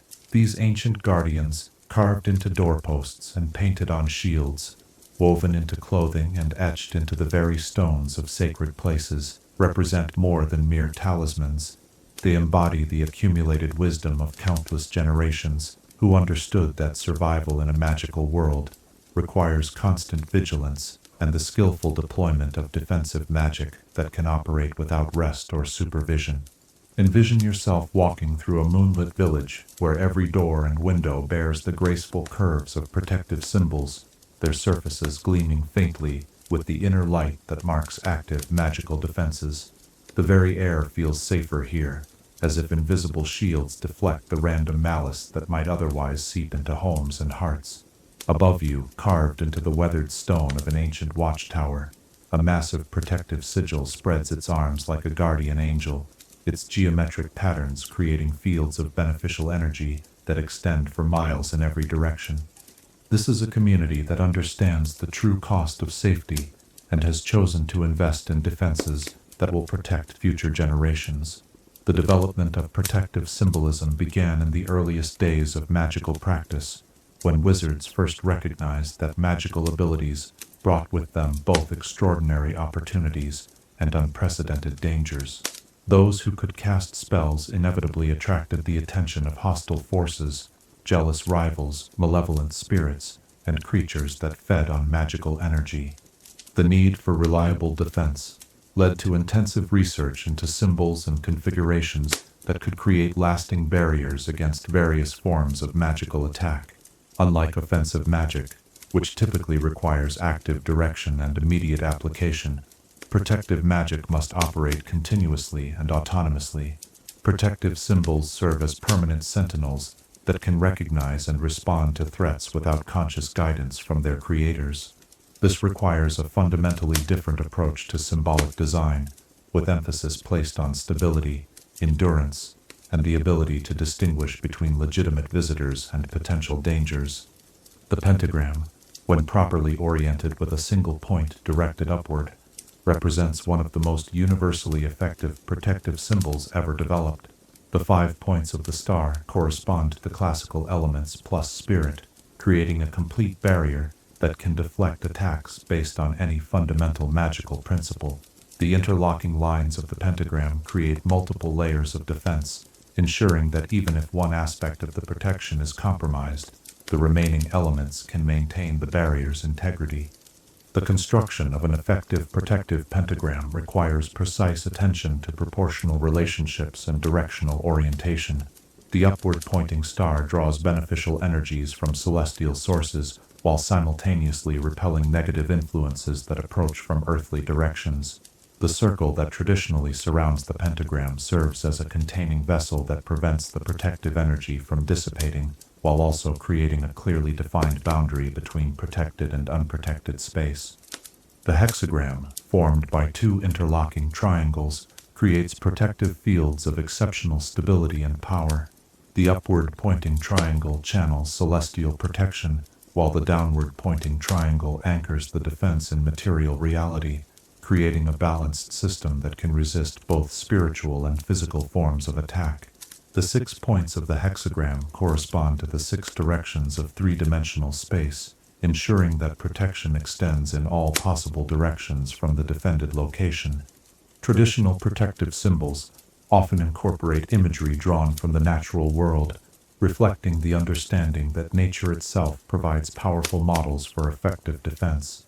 The symbol of the tree, with its roots extending deep into the earth and its branches reaching toward the sky, creates protective barriers that draw strength from both terrestrial and celestial sources. Tree symbols are particularly effective for protecting homes and communities, as they resonate with the fundamental human need for shelter and security. Animal symbols play crucial roles in many protective traditions, with each creature contributing its own distinctive form of defensive energy. The lion represents courage and the willingness to confront threats directly. The eagle provides keen perception that can detect danger from great distances. The tortoise embodies patient endurance and the ability to withdraw into impenetrable defenses when necessary. The serpent offers wisdom and the ability to strike swiftly at approaching enemies. The construction of protective wards follows traditional protocols that have been refined through centuries of practical application. The ward builder begins by establishing clear boundaries around the area to be protected, often using physical markers such as stones, posts, or specially prepared cords. At specific points along this perimeter, protective symbols are installed using materials chosen for their natural defensive properties and their ability to maintain magical charge over extended periods. Salt, with its purifying properties and crystalline structure that naturally repels negative energy, forms the foundation for many protective installations. Silver, associated with lunar energy and psychic sensitivity, enhances protective symbols designed to detect and deflect subtle magical attacks. Iron, with its traditional association with strength and its natural ability to disrupt certain types of hostile magic, provides the backbone for defenses against more aggressive forms of assault. The activation of protective symbols requires ritual procedures that awaken their dormant power and establish the parameters within which they will operate. The ward builder must clearly define what constitutes a threat, specifying whether the protection should respond only to obviously hostile magic or also activate against more subtle forms of intrusion. The symbols must be programmed to recognize legitimate visitors while maintaining vigilance against deception and disguise. Layered protection represents the most sophisticated approach to defensive magic, with multiple protective symbols working together to create defensive networks of extraordinary resilience and versatility. Primary barriers handle obvious threats and direct attacks, while secondary systems provide backup protection and deal with more subtle forms of infiltration. Tertiary defenses serve as early warning systems that alert defenders to approaching danger before it reaches the main protective perimeter. The maintenance of protective wards requires regular attention and periodic renewal of their magical charge.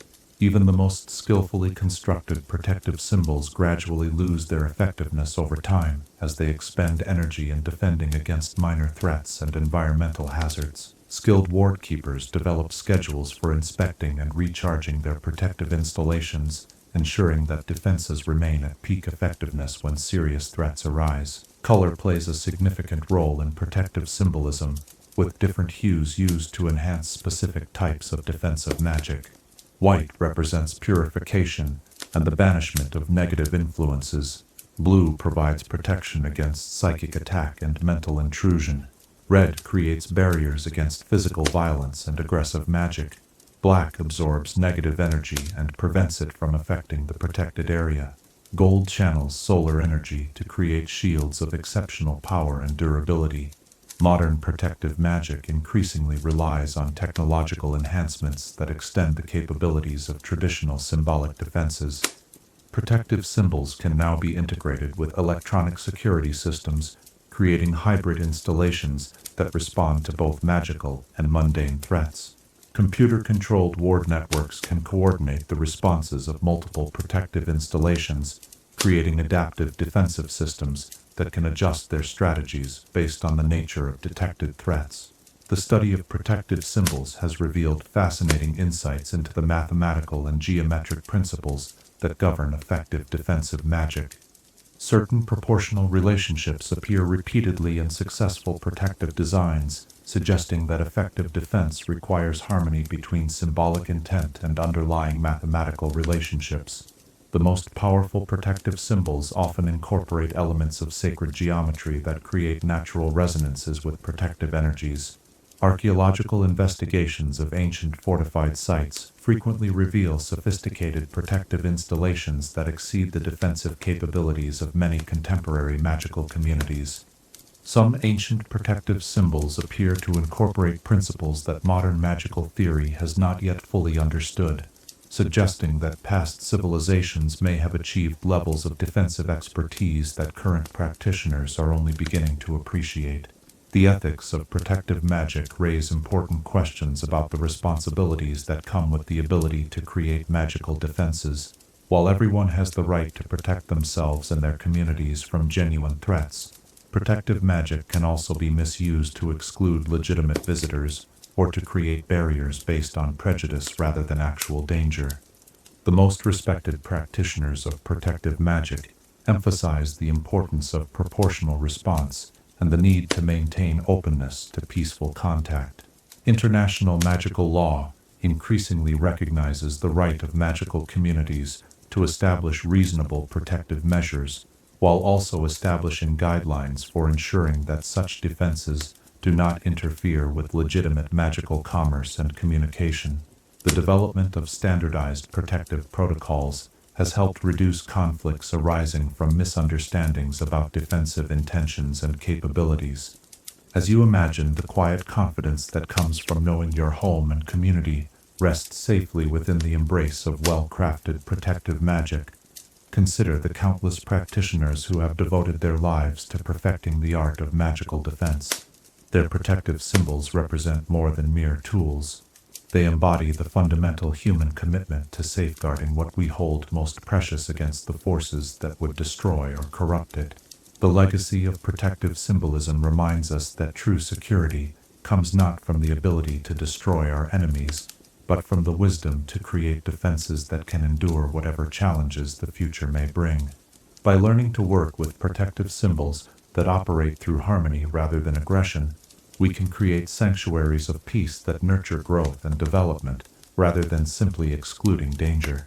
In the gentle glow of protective magic that surrounds all who choose to embrace it, what symbol might best represent your own commitment to creating safety and security for those you care about most deeply? Chapter 10.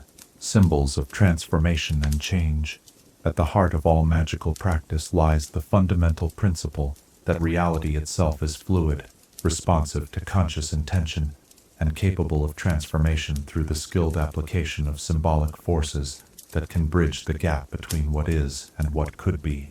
The symbols that govern transformation and change represent some of the most powerful and dangerous tools in the magical repertoire, capable of reshaping not only the external world, but the very nature of those who wield them. These ancient signs of metamorphosis carry within their elegant curves and intersecting lines the concentrated wisdom of practitioners who understood that true magic lies not in forcing change upon resistant matter, but in discovering and cooperating with the natural processes through which all transformation occurs. Picture yourself standing at the edge of a sacred pool, where the water reflects not your current appearance, but glimpses of all the forms you might become. Around the pool's circumference, symbols of transformation have been carved into the living rock, their surfaces worn smooth by countless hands that have traced their patterns while contemplating the mysteries of change and becoming. As you watch, the symbols seem to shift and flow like living things, demonstrating through their very movement the principles they represent. This is transformation magic in its purest form, where the boundary between symbol and reality dissolves in the face of focused will and concentrated intention. The development of transformation symbolism emerged from the earliest magical recognition that change represents the fundamental characteristic of existence itself. Nothing in the natural world remains static for long. Seasons cycle, living things grow and develop, stars are born and die, and even the apparently solid earth beneath our feet shifts and changes over time. Early magical practitioners observed these natural patterns and sought to create symbolic representations that could harness and direct the same forces that drive all natural transformation. The spiral, perhaps the most universal symbol of transformation, appears in magical traditions across the world as a representation of the process through which change naturally unfolds. Unlike linear progression, which suggests movement from one fixed point to another, the spiral indicates development that returns to familiar themes while simultaneously reaching toward new levels of understanding and capability. When traced in magical workings, spirals create energy patterns that support gradual, sustainable transformation rather than sudden, potentially disruptive change. The butterfly, with its dramatic metamorphosis from crawling caterpillar to soaring winged creature, provides one of nature's most perfect examples of transformation symbolism. Magical practitioners have long used butterfly imagery to represent personal development, spiritual awakening, and the emergence of hidden potential. The 4 stages of butterfly development, egg, larva, pupa, and adult, correspond to the phases through which all significant transformation must progress: conception, development, integration, and manifestation. Consider the Ouroboros, the ancient symbol of a serpent consuming its own tail, which represents the cyclical nature of transformation and the understanding that all endings contain within them the seeds of new beginnings. This powerful symbol appears in magical traditions from ancient Egypt to medieval Europe, always carrying the same essential message. True transformation requires the willingness to release old forms in order to embrace new possibilities. When properly employed in transformation magic, the Ouroboros helps practitioners navigate the difficult transition periods when old patterns have been dissolved, but new structures have not yet solidified. The phoenix, the legendary bird that burns itself to ashes only to rise renewed and reborn, embodies the principle of transformation through destruction and renewal. Phoenix symbolism teaches that some forms of change require the complete dissolution of existing structures before genuine renewal can occur. This makes Phoenix magic particularly powerful but also inherently dangerous, as it tends to produce dramatic changes that cannot be easily reversed or controlled once initiated. Alchemical transformation symbols provide some of the most sophisticated tools ever developed for working with controlled change. The symbol for dissolution, typically represented as a triangle within a circle, indicates the process of breaking down existing forms to reveal their essential components. The symbol for coagulation, shown as a circle within a triangle, represents the reformation of these essential elements into new, perfected structures. Master alchemists learned to use these symbols in complex sequences that could guide transformation through precise stages of development. The caduceus, with its intertwined serpents ascending a central staff, represents the principle of balanced transformation achieved through the harmonious integration of opposing forces. The 2 serpents symbolize the dual currents of energy that must be balanced and united for successful transformation to occur. The wings at the top of the staff indicate the transcendence that becomes possible when these opposing forces work together rather than against each other. Seasonal symbols capture the natural rhythms of transformation that govern all life on Earth. The wheel of the year, with its 8 spokes marking the solstices, equinoxes, and cross-quarter days, provides a framework for understanding how transformation occurs in natural cycles rather than as isolated events. Each spoke of the wheel corresponds to a particular type of transformative energy: the new beginnings of spring equinox, the full manifestation of summer solstice, the harvest wisdom of autumn equinox, and the deep transformation of winter solstice. The construction of effective transformation symbols requires deep understanding of the psychological and spiritual processes through which change naturally occurs. Transformation rarely happens instantaneously. Instead, it typically unfolds through predictable stages that must be honored and supported for the change to be both successful and sustainable. Symbols designed to facilitate transformation must provide guidance and support for each stage of this natural progression. Materials chosen for transformation work must be capable of holding and directing the intense energies associated with fundamental change. Crystals such as moldavite and labradorite possess natural properties that enhance transformation magic, while metals like copper and silver provide excellent conductivity for transmutational energies.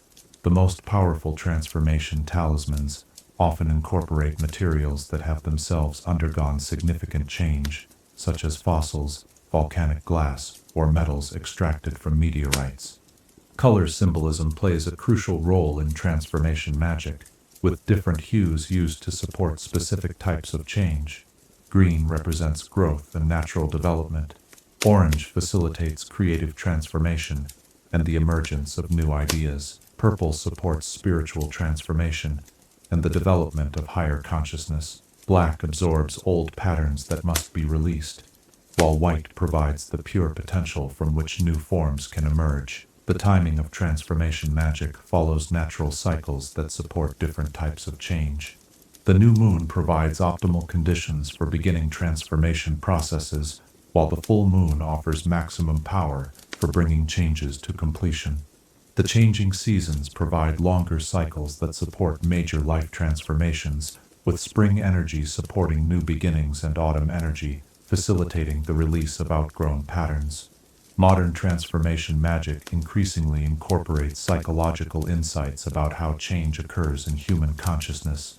Contemporary practitioners understand that successful transformation must address not only external circumstances, but also the internal beliefs, emotions, and mental patterns that maintain existing conditions. Transformation symbols are now often designed to work simultaneously on multiple levels of experience, creating changes that are more integrated and stable than those achieved through purely external approaches. The ethics of transformation magic require careful consideration of consent and consequences. While everyone has the right to work for positive change in their own life, transformation magic that affects others raises important questions about autonomy and free will. The most responsible practitioners of transformation magic focus primarily on changing themselves and their own circumstances, understanding that such personal transformation naturally influences their environment in positive ways. Therapeutic applications of transformation symbolism have shown remarkable effectiveness in supporting personal healing and development. Symbols designed to facilitate specific types of positive change can help individuals navigate difficult life transitions, overcome limiting patterns, and develop new capabilities. The visual and kinesthetic aspects of symbol work seem to engage parts of the mind that are not easily reached through purely verbal approaches. The study of transformation symbols has revealed important insights into the relationship between consciousness and reality. Research suggests that symbols may work by helping practitioners align their conscious intentions with deeper patterns of change that operate throughout nature. This alignment allows human will to work in harmony with natural forces rather than struggling against them, producing transformations that feel organic and sustainable.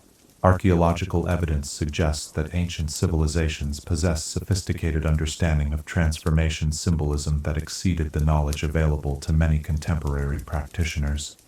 Recently discovered artifacts include transformation symbols of extraordinary complexity and apparent effectiveness, some incorporating mathematical relationships and astronomical correspondences that modern magical theory is only beginning to appreciate.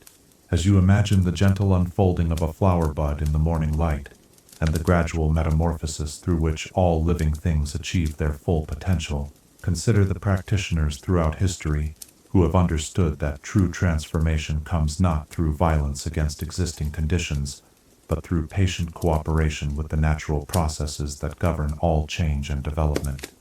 The legacy of transformation symbolism reminds us that we are not victims of circumstance, but active participants in the ongoing creation of reality. By learning to work skillfully with the symbols and forces that govern transformation, we can become conscious partners in our own development and in the evolution of the world around us. In the quiet moments when old forms begin to dissolve and new possibilities shimmer just beyond the edge of vision, what symbol of transformation might best represent the change you most deeply wish to cultivate in your own life and magical practice? Chapter 11. The Lost Symbols of Forgotten Magical Traditions. In the hidden depths of archaeological sites and the dust-covered chambers of forgotten ruins, fragments of magical knowledge wait in silence, bearing witness to civilizations whose very names have been erased from memory. These lost symbols, carved into stone monuments that have survived the collapse of empires and painted on cave walls that have sheltered secrets for millennia, represent magical traditions so ancient and profound that modern practitioners can barely comprehend their original purposes. Yet, even in their fragmentary state, these mysterious signs continue to pulse with residual power, offering tantalizing glimpses of magical systems that may have surpassed anything achieved by contemporary wizarding society. Envision yourself descending into a newly discovered chamber deep beneath an ancient temple complex, where your magical light reveals walls covered with symbols unlike anything in the known magical repertoire. The carvings seem to shift and change as you watch, their alien geometries suggesting mathematical relationships that challenge your understanding of how magical energy can be channeled and contained. Some symbols appear to be three-dimensional, extending beyond the surface of the stone in ways that should be physically impossible. Others seem to exist partially outside normal space, visible from some angles, but disappearing completely when viewed from others. This is archaeological magic at its most mysterious, where every discovery raises more questions than it answers. The study of lost magical symbols began in earnest during the 19th century, when magical archaeologists first began systematic exploration of ancient sites that had been abandoned for centuries or millennia. Their discoveries revolutionized understanding of magical history, revealing that civilizations dismissed as primitive by contemporary scholars had actually achieved levels of magical sophistication that modern practitioners could barely imagine. The symbols these ancient peoples left behind represented not crude early attempts at magic, but mature expressions of magical systems so advanced that their principles remain largely incomprehensible. Consider the Vorthen spirals, a series of interconnected symbols discovered in the ruins of a pre-Columbian magical city high in the Andes Mountains. These elaborate designs, carved into blocks of granite with impossible precision, appear to represent a form of dimensional magic that could manipulate space and time in ways that current magical theory considers impossible. The spirals contain mathematical relationships that seem to violate fundamental physical laws, yet magical analysis indicates that they continue to function on some level, creating subtle distortions in the fabric of reality around the ancient site. The crystalline matrices found in certain northern European megalithic sites present another mystery that has confounded magical scholars for generations. These symbols, which appear to be etched into the stone at a molecular level, create complex patterns that seem to resonate with the Earth's magnetic field and astronomical phenomena. When properly aligned during specific celestial configurations, the matrices generate fields of energy that can enhance magical abilities and facilitate communication across vast distances. However, the techniques required to create such symbols appear to have been lost completely, leaving modern practitioners unable to replicate these remarkable achievements. The Atlantean hieroglyphs, discovered in underwater ruins scattered throughout the Mediterranean and Atlantic. These symbols combine visual representation, mathematical notation, and dimensional manipulation in ways that create text capable of conveying information directly to the reader's consciousness without requiring traditional linguistic processing. Scrolls written in Atlantean hieroglyphs can apparently teach complex magical techniques to readers who lack any prior knowledge of the subject matter, though the psychological effects of such direct knowledge transfer can be overwhelming for unprepared minds. Archaeological evidence suggests that many lost magical traditions achieved their remarkable results through collaborative symbolic work that involved entire communities rather than individual practitioners. The Great Mandala of Lemuria, a massive symbolic pattern that once covered several square miles of the Pacific Ocean floor, appears to have been created through the coordinated efforts of thousands of magical practitioners working together over many generations. The complexity of this collaborative symbol system exceeded anything that individual wizards could achieve alone, creating magical effects that influenced weather patterns, geological processes, and even astronomical phenomena. The preservation of lost symbols presents extraordinary challenges that test the limits of contemporary magical conservation techniques. Many ancient symbols were created using materials and methods that are no longer understood, making them extremely fragile and vulnerable to damage from exposure to modern environmental conditions.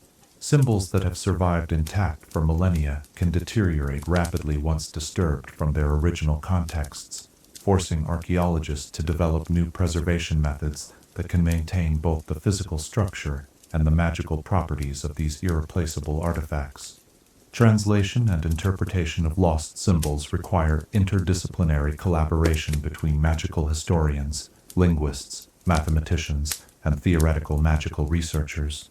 Even when the basic structure of a symbolic system can be determined, understanding its practical applications often requires years of careful experimentation and analysis.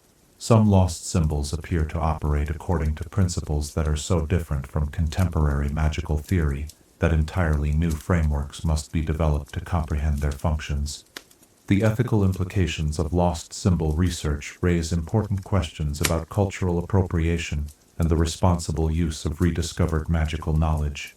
Many of the civilizations that created these symbols were destroyed by conquest, disease, or natural disaster, leaving no direct descendants who might have legitimate claims to their magical heritage.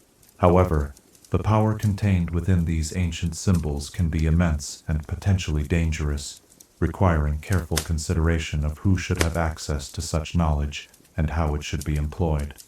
Modern magical education increasingly incorporates study of lost symbols as a way of expanding students' understanding of the full scope of magical possibility. Exposure to radically different approaches to magical theory helps contemporary practitioners avoid the intellectual limitations that can arise from working exclusively within familiar traditions. However, practical instruction in lost symbol systems remains extremely limited due to the incomplete nature of current knowledge and the potential dangers associated with experimental work in poorly understood magical areas. The influence of lost symbols on contemporary magical practice often occurs in subtle ways that practitioners may not consciously recognize. Design elements from ancient symbolic systems appear in modern magical diagrams. Architectural features inspired by lost civilizations enhance the effectiveness of contemporary magical buildings, and theoretical principles derived from the study of ancient symbols contribute to advances in magical research and development. Technological advances have revolutionized the study of lost symbols, allowing researchers to analyze ancient carvings and paintings in ways that reveal previously hidden details and relationships. Ground-penetrating radar can detect symbolic patterns buried beneath layers of earth and vegetation, while advanced spectroscopic techniques can identify trace magical residues that provide clues about how ancient symbols were activated and employed. The discovery of previously unknown lost symbol sites continues at an accelerating pace as climate change and geological processes expose archaeological deposits that have been hidden for millennia. Melting glaciers in remote mountain regions have revealed stone circles and carved monuments of extraordinary antiquity, while shifting ocean currents have uncovered underwater ruins that contain symbols, systems unlike anything previously documented. Some of the most intriguing lost symbols appear to incorporate principles of magical physics that current theory suggests should be impossible. These paradoxical symbols challenge fundamental assumptions about the nature of magical energy and the limitations of symbolic representation, forcing researchers to consider the possibility that ancient magical practitioners achieved understanding of reality that exceeded even contemporary magical knowledge. The psychological effects of studying lost symbols can be profound and sometimes disturbing. Researchers who spend extended periods working with certain ancient symbol systems report unusual dreams, altered perceptions of time and space, and occasional episodes of apparent precognition or telepathy. These effects suggest that lost symbols may operate by directly influencing consciousness in ways that contemporary magic typically approaches only indirectly. Conservation efforts for lost symbol sites face the ongoing challenge of balancing research access with preservation requirements. Many of the most important sites are located in politically unstable regions or areas subject to environmental threats, making long-term preservation efforts extremely difficult.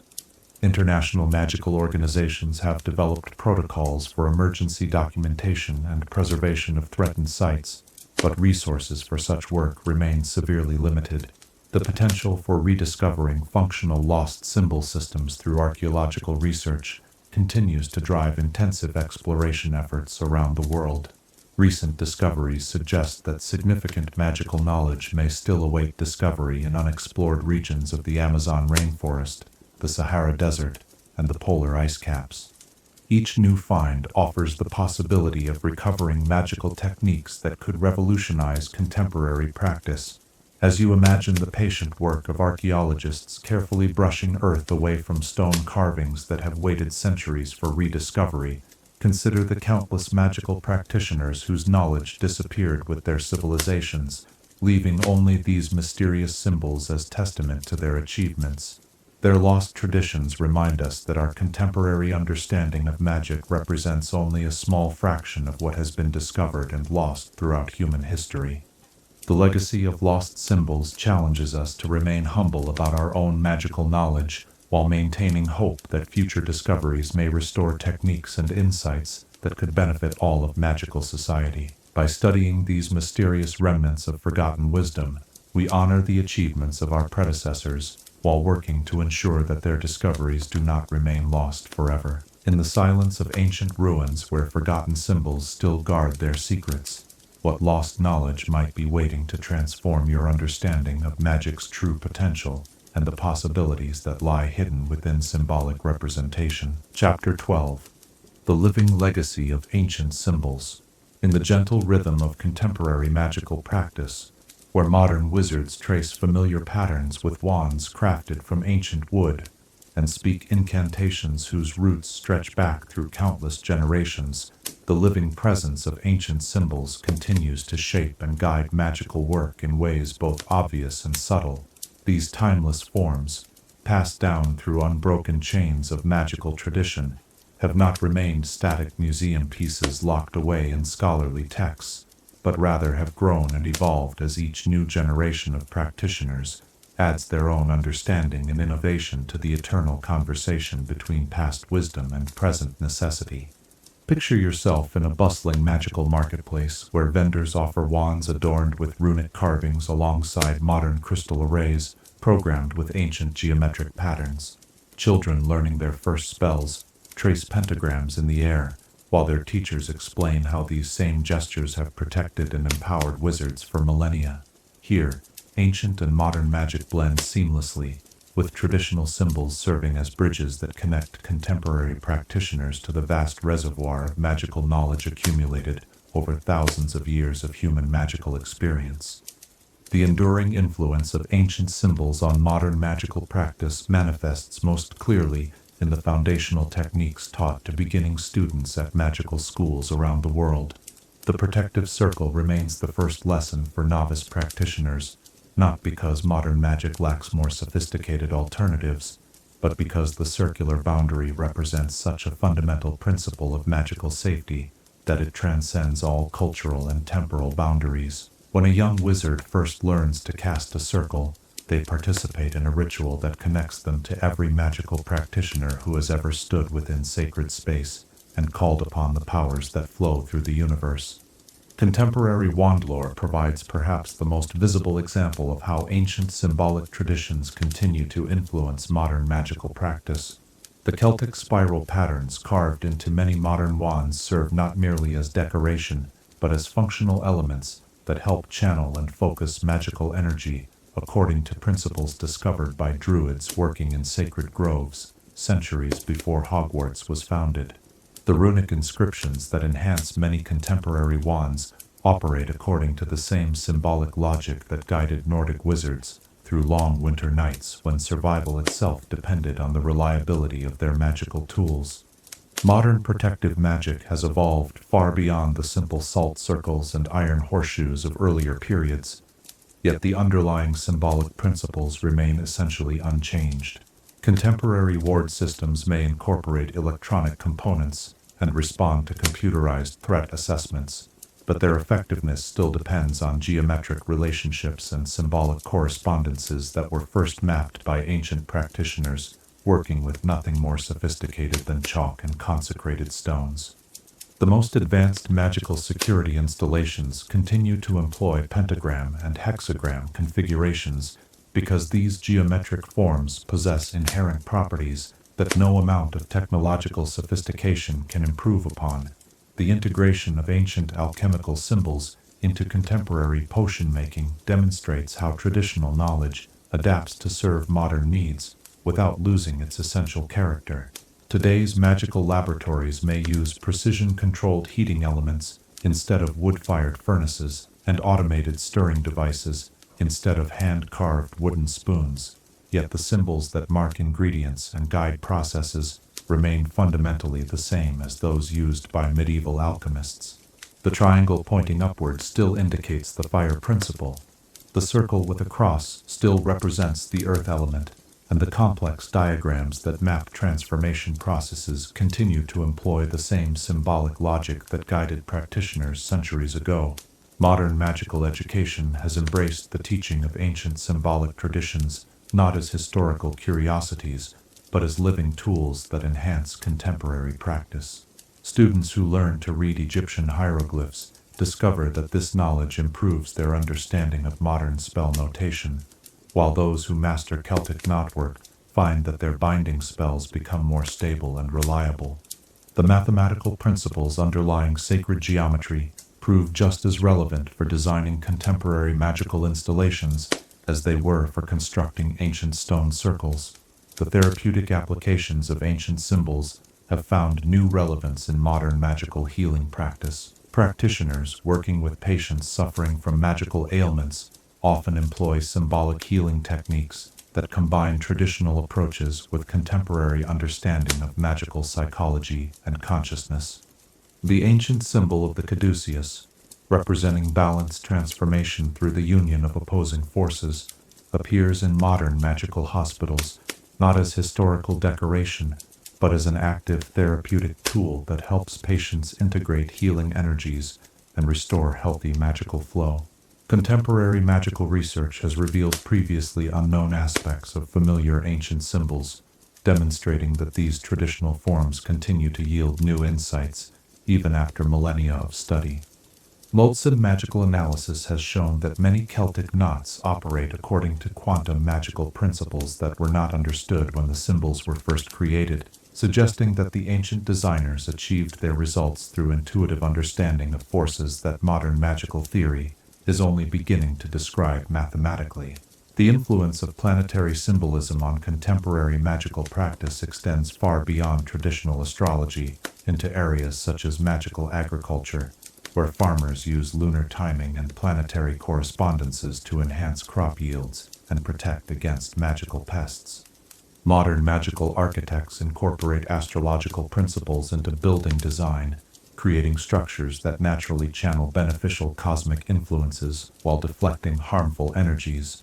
Even seemingly mundane activities like scheduling magical meetings and planning important spells often follow traditional astrological guidelines that connect contemporary practice to ancient celestial wisdom. Digital technology has created new opportunities for working with ancient symbols while preserving their essential characteristics. Computer programs can now generate perfect geometric forms that would take human practitioners hours to construct by hand. Yet the most effective digital symbol systems still employ the same proportional relationships and angular measurements that ancient geometers discovered through careful observation and experimentation. Virtual reality environments allow students to experience ancient magical sites and practice traditional techniques in simulated historical settings, providing unprecedented access to cultural contexts that would otherwise be lost. The globalization of magical practice has led to increased cross-cultural exchange of symbolic traditions, with practitioners from different backgrounds learning to work with symbol systems that originated in distant cultures. This blending has produced hybrid approaches that combine the mathematical precision of Greek sacred geometry with the flowing aesthetics of Eastern calligraphy, or merge the protective power of Nordic runes with the transformational insights of alchemical symbolism. These synthetic approaches demonstrate that ancient symbols possess sufficient flexibility to adapt to new cultural contexts while maintaining their essential power. Modern magical artists continue to create new symbols based on traditional principles, demonstrating that the symbolic traditions handed down from ancient times remain vital and capable of growth. These contemporary symbols often address modern concerns such as digital privacy protection, environmental healing, and space travel, yet they employ the same fundamental principles of symbolic representation that guided ancient practitioners. The fact that modern innovations in symbolic magic prove most successful when they respect traditional principles suggests that the ancients discovered genuine laws of symbolic operation rather than mere cultural conventions. The preservation of ancient symbolic knowledge has become a priority for magical institutions around the world, as scholars recognize that even seemingly minor variations in traditional forms may contain important information about optimal symbolic function. Projects to document and preserve traditional magical practices work closely with elder practitioners who maintain oral traditions that supplement the written records, ensuring that subtle but crucial details of symbolic technique are not lost as older generations pass away. Contemporary magical communities have developed new rituals and celebrations that honor ancient symbolic traditions while addressing modern needs and concerns. These events often feature collaborative creation of large-scale symbolic installations that require the participation of many practitioners working together, recreating the community-based magical practices that characterized many ancient traditions. Such gatherings help maintain the social and cultural contexts that give ancient symbols their full meaning and power. The environmental applications of ancient symbols have gained particular relevance as contemporary magical communities seek to address ecological challenges through traditional techniques. Ancient symbols associated with earth and water magic are being employed in large-scale environmental restoration projects, while traditional weather magic symbols guide efforts to mitigate the effects of climate change. These applications demonstrate that ancient symbolic knowledge remains not only relevant but essential for addressing contemporary challenges. As you imagine the eternal dance between ancient wisdom and modern innovation that characterizes the best of contemporary magical practice, consider how each spell you cast and each symbol you employ connects you to the vast community of practitioners who have contributed to the magical traditions we inherit today. Their symbols live on not as museum artifacts, but as active participants in the ongoing evolution of magical knowledge. The living legacy of ancient symbols reminds us that we are custodians of wisdom that extends far beyond our individual lifetimes and experiences. By learning to work respectfully with traditional symbolic forms while remaining open to new insights and applications, we ensure that the magical knowledge accumulated over millennia continues to grow and develop for the benefit of future generations. In the gentle continuity that links every magical practitioner to those who came before and those yet to come, what ancient symbol calls to you most strongly as a bridge between the timeless wisdom of the past and the unlimited possibilities of magical future?